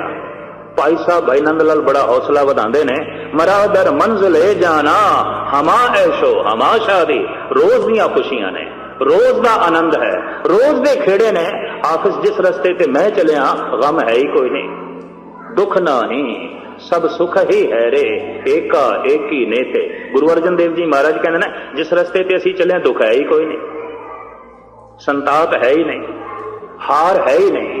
ਨਿਤ ਦੀ ਜ਼ਿੰਦਗੀ ਹੈ, ਨਿਤ ਦਾ ਜੀਵਨ ਹੈ, ਨਿਤ ਦਾ ਰਸ ਹੈ, ਨਿਤ ਦਾ ਆਨੰਦ ਹੈ। ਤੋ ਇਸ ਤਰ੍ਹਾਂ ਦਾ ਜਿਸ ਸ਼ਬਦ ਵਿੱਚ ਨਿਤ ਦਾ ਆਨੰਦ ਹੈ ਉਹ ਸਾਨੂੰ ਪ੍ਰਾਪਤ ਹੈ। ਔਰ ਇਸ ਤਰ੍ਹਾਂ ਦਾ ਸ਼ਬਦ ਪ੍ਰਗਟ ਹੋਇਆ ਰੂਹੇ ਜ਼ਮੀਨ ਵਿੱਚ, ਪ੍ਰਕਾਸ਼ਮਾਨ ਹੋਇਆ ਗੁਰਜੋਤੀ ਦੇ ਰੂਪ ਵਿੱਚ। ਉਹ ਦਿਹਾੜਾ ਸੀ ਕੱਲ ਦਾ। ਹਿੰਦੁਸਤਾਨ ਦੇ ਵੱਡੇ ਵੱਡੇ ਸ਼ਹਿਰਾਂ ਵਿੱਚ ਇਹ ਪੁਰਬ ਬਹੁਤ ਵੱਡੇ ਪੱਧਰ ਤੇ ਮਨਾਇਆ ਜਾਏਗਾ। ਤੁਸੀਂ ਵੀ ਇਸੇ ਸ਼ਰਧਾ ਦੇ ਨਾਲ ਸ਼ਾਹਿਦ ਗੁਰੂ ਗ੍ਰੰਥ ਸਾਹਿਬ ਜੀ ਮਹਾਰਾਜ ਦੀ ਕੱਲ ਦੀ ਹਾਜ਼ਰੀ ਭਰੋ ਤੇ ਅੰਦਰੋਂ ਅਰਦਾਸ ਕਰੋ, ਹੇ ਪਾਤਸ਼ਾਹ ਇਹ ਸ਼ਬਦ ਦੀ ਰਹਿਬਰੀ ਬਣੀ ਰਹੇ, ਸ਼ਬਦ ਦੀ ਟੇਕ ਬਣੀ ਰਹੇ, ਘਰ ਦੇ ਵਿੱਚ ਬਾਹਰ ਚਲਦਿਆਂ ਫਿਰਦਿਆਂ ਉੱਠਦਿਆਂ ਬੈਠਦਿਆਂ ਇਹ ਸ਼ਬਦ ਦੀ ਰਹਿਬਰੀ ਹਰ ਵਕਤ ਬਣੀ ਰਹੇ। ਇਹ ਚੌਗਿਰਦ ਹਮਾਰੇ ਰਾਮ ਕਾਰ ਦੁੱਖ ਲਗੇ ਨਾ ਭਾਈ। ਜਿੱਥੇ ਇਸ ਤਰ੍ਹਾਂ ਦੀ ਕਾਰ ਸ਼ਬਦ ਦੀ ਚਾਰੋਂ ਪਾਸੇ ਹੋ ਜਾਏ ਉੱਥੇ ਦੁੱਖ ਵਿਪਤਾਵਾਂ ਕਲੇਸ਼ ਸਾਰੇ ਦੇ ਸਾਰੇ ਪਖੰਡ ਇੱਕ ਪਾਸੇ ਹੋ ਜਾਂਦੇ ਨੇ। ਮੇਰੇ ਪਾਤਸ਼ਾਹ ਸਾਰਿਆਂ ਨੂੰ ਇਹ ਆਧਾਰ ਬਖਸ਼ਣ, ਸਾਰਿਆਂ ਨੂੰ ਇਹ ਸਹਾਰਾ ਬਖਸ਼ਣ। 2 ਹਾਜ਼ਰੀਆਂ ਮੈਂ ਤੁਹਾਡੇ ਚਰਨਾਂ 'ਚ ਹੋਰ ਕੱਲ ਭਰਨੀਆਂ ਨੇ। ਇੱਕ ਗਾਲਬਨ 10 ਵਜੇ ਦਿਨ ਦੇ ਤੇ ਸ਼ਾਮ ਨੂੰ ਇਸੇ ਤਰੀਕੇ ਨਾਲ 7 ਤੋਂ ਲੈ ਕੇ 8 ਵਜੇ ਤੱਕ ਹਾਜ਼ਰੀ ਮੈਂ ਤੁਹਾਡੇ ਚਰਨਾਂ 'ਚ ਭਰਨੀ ਹੈ। ਤੇ ਕੱਲ ਦੀਆਂ 2 ਹਾਜ਼ਰੀਆਂ ਭਰ ਕੇ ਫਿਰ ਮੈਂ ਆਪ ਤੋਂ ਛੁੱਟੀਆਂ ਲਵਾਂਗਾ। ਫਿਰ ਸਤਿਗੁਰ ਨੇ ਜਦ ਕਦੇ ਨਦੀ ਨਾਵ ਸੰਜੋਗੀ ਮੇਲਾ ਕਰਾਇਆ ਤੇ ਗੁਰੂ ਦੇ ਇਹ ਬੋਲ ਮੈਂ ਤੁਹਾਨੂੰ ਸਰਵਣ ਕਰਾਵਾਂਗਾ। ਅਰਦਾਸ ਹੈ ਗੁਰੂ ਗ੍ਰੰਥ ਸਾਹਿਬ ਜੀ ਮਹਾਰਾਜ ਦੇ ਚਰਨਾਂ 'ਚ ਕਿ ਜੋ ਕੁਝ ਮੈਂ ਸੁਣਾਇਆ ਹੈ ਇਹ ਲੇਖੇ ਲੱਗੇ। ਤੁਸੀਂ ਜੋ ਕੁਝ ਸੁਣਿਆ ਹੈ ਇਹ ਲੇਖੇ ਲੱਗੇ। ਸੁਣਾ ਕੇ ਮੇਰੇ ਮਨ ਨੂੰ ਗੁਰਦੇਵ ਬਖਸ਼ਿਸ਼ ਕਰਨ, ਜੁੜਨ ਦੀ ਸਮਰੱਥਾ ਬਖਸ਼ਣ ਤੇ ਸੁਣ ਕੇ ਸਤਿਗੁਰ ਤੁਹਾਡਾ ਮਨ ਜੋੜੇ। ਸਭ ਤੋਂ ਵੱਡੀ ਬਖਸ਼ਿਸ਼ ਇਹ ਹੈ, ਸੁਣ ਕੇ ਤੁਹਾਡਾ ਮਨ ਜੁੜੇ, ਸੁਣਾ ਕੇ ਮੇਰਾ ਮਨ ਜੁੜੇ। ਕੋਈ ਗਾਵੇ ਕੋ ਸੁਣੇ ਹਰ ਨਾਮਾ ਚਿਤ ਲਾਏ, ਕਹੋ ਕਬੀਰ ਸੰਸਾਰ ਨਹੀਂ ਅੰਤ परम गत पाए। तो जुगो जुग अटल सतगुरु। ऐसा नहीं कि कल कोई मर जाए तो फिर होर नवा गुरु लभन, फिर परसों होर कोई लभन। अज 13-14 की अरदास हो रही है तो सिलसिला चलता रहा, फिर 50 हो जाएंगे। 5-5 10-10 साल के बाद तो भोग पैंदा ही जाता है। तो फिर जब 100 गुरु हो गए तो अरदास करदियां भी 2 घंटे चाहिए 100 गुरुओं का नाम लेंदे ने। इस वास्ते दूर दृष्टि यह है, सियाणप यह है कि शब्द प्रकाश जो प्रथम महले विच महला पहले घर विच आया सी, वो 11वें घर विच जुगो जुग अटल टिक गया है। गुरु ग्रंथ साहब जी महाराज विच अपनी सुरत और ध्यान जोड़ के उस परम आनंद नूं आप प्राप्त करो। कल सवेरे ते कल शाम नूं ਜਿਵੇਂ ਗੁਰੂ ਗ੍ਰੰਥ ਸਾਹਿਬ ਜੀ ਮਹਾਰਾਜ ਤੋਂ ਬੋਲ ਮਿਲੇ ਆਪ ਜੀ ਦੇ ਸਾਹਮਣੇ ਸੁਣਾਉਣ ਦੀ ਕੋਸ਼ਿਸ਼ ਕਰਾਂਗਾ। ਹਾਰਦਿਕ ਤੌਰ ਤੇ ਸਾਰਿਆਂ ਦਾ ਧੰਨਵਾਦ। ਤੁਸੀਂ ਟਿਕ ਕੇ ਸਰਵਣ ਕਰਦੇ ਰਹੋ ਤੇ ਮੈਨੂੰ ਆਪਣੀ ਟਿਕੀ ਹੋਈ ਧਿਆਨ ਦੀ ਬਿਰਤੀ ਦਾ ਸਦਕਾ ਸੁਣਾਉਣ ਦੀ ਸਮਰੱਥਾ ਦਿੰਦੇ ਰਹੋ। ਤਾਂ ਭੁੱਲ ਚੁੱਕ ਲਈ ਖਿਮਾ ਦੀ ਯਾਚਨਾ ਵੀ ਹੈ ਔਰ ਗੱਜ ਵੱਜ ਕੇ ਆਖਰੀ ਫਤਿਹ ਪ੍ਰਵਾਨ ਕਰਨੀ। ਵਾਹਿਗੁਰੂ ਜੀ ਕਾ ਖਾਲਸਾ, ਵਾਹਿਗੁਰੂ ਜੀ ਕੀ ਫਤਿਹ।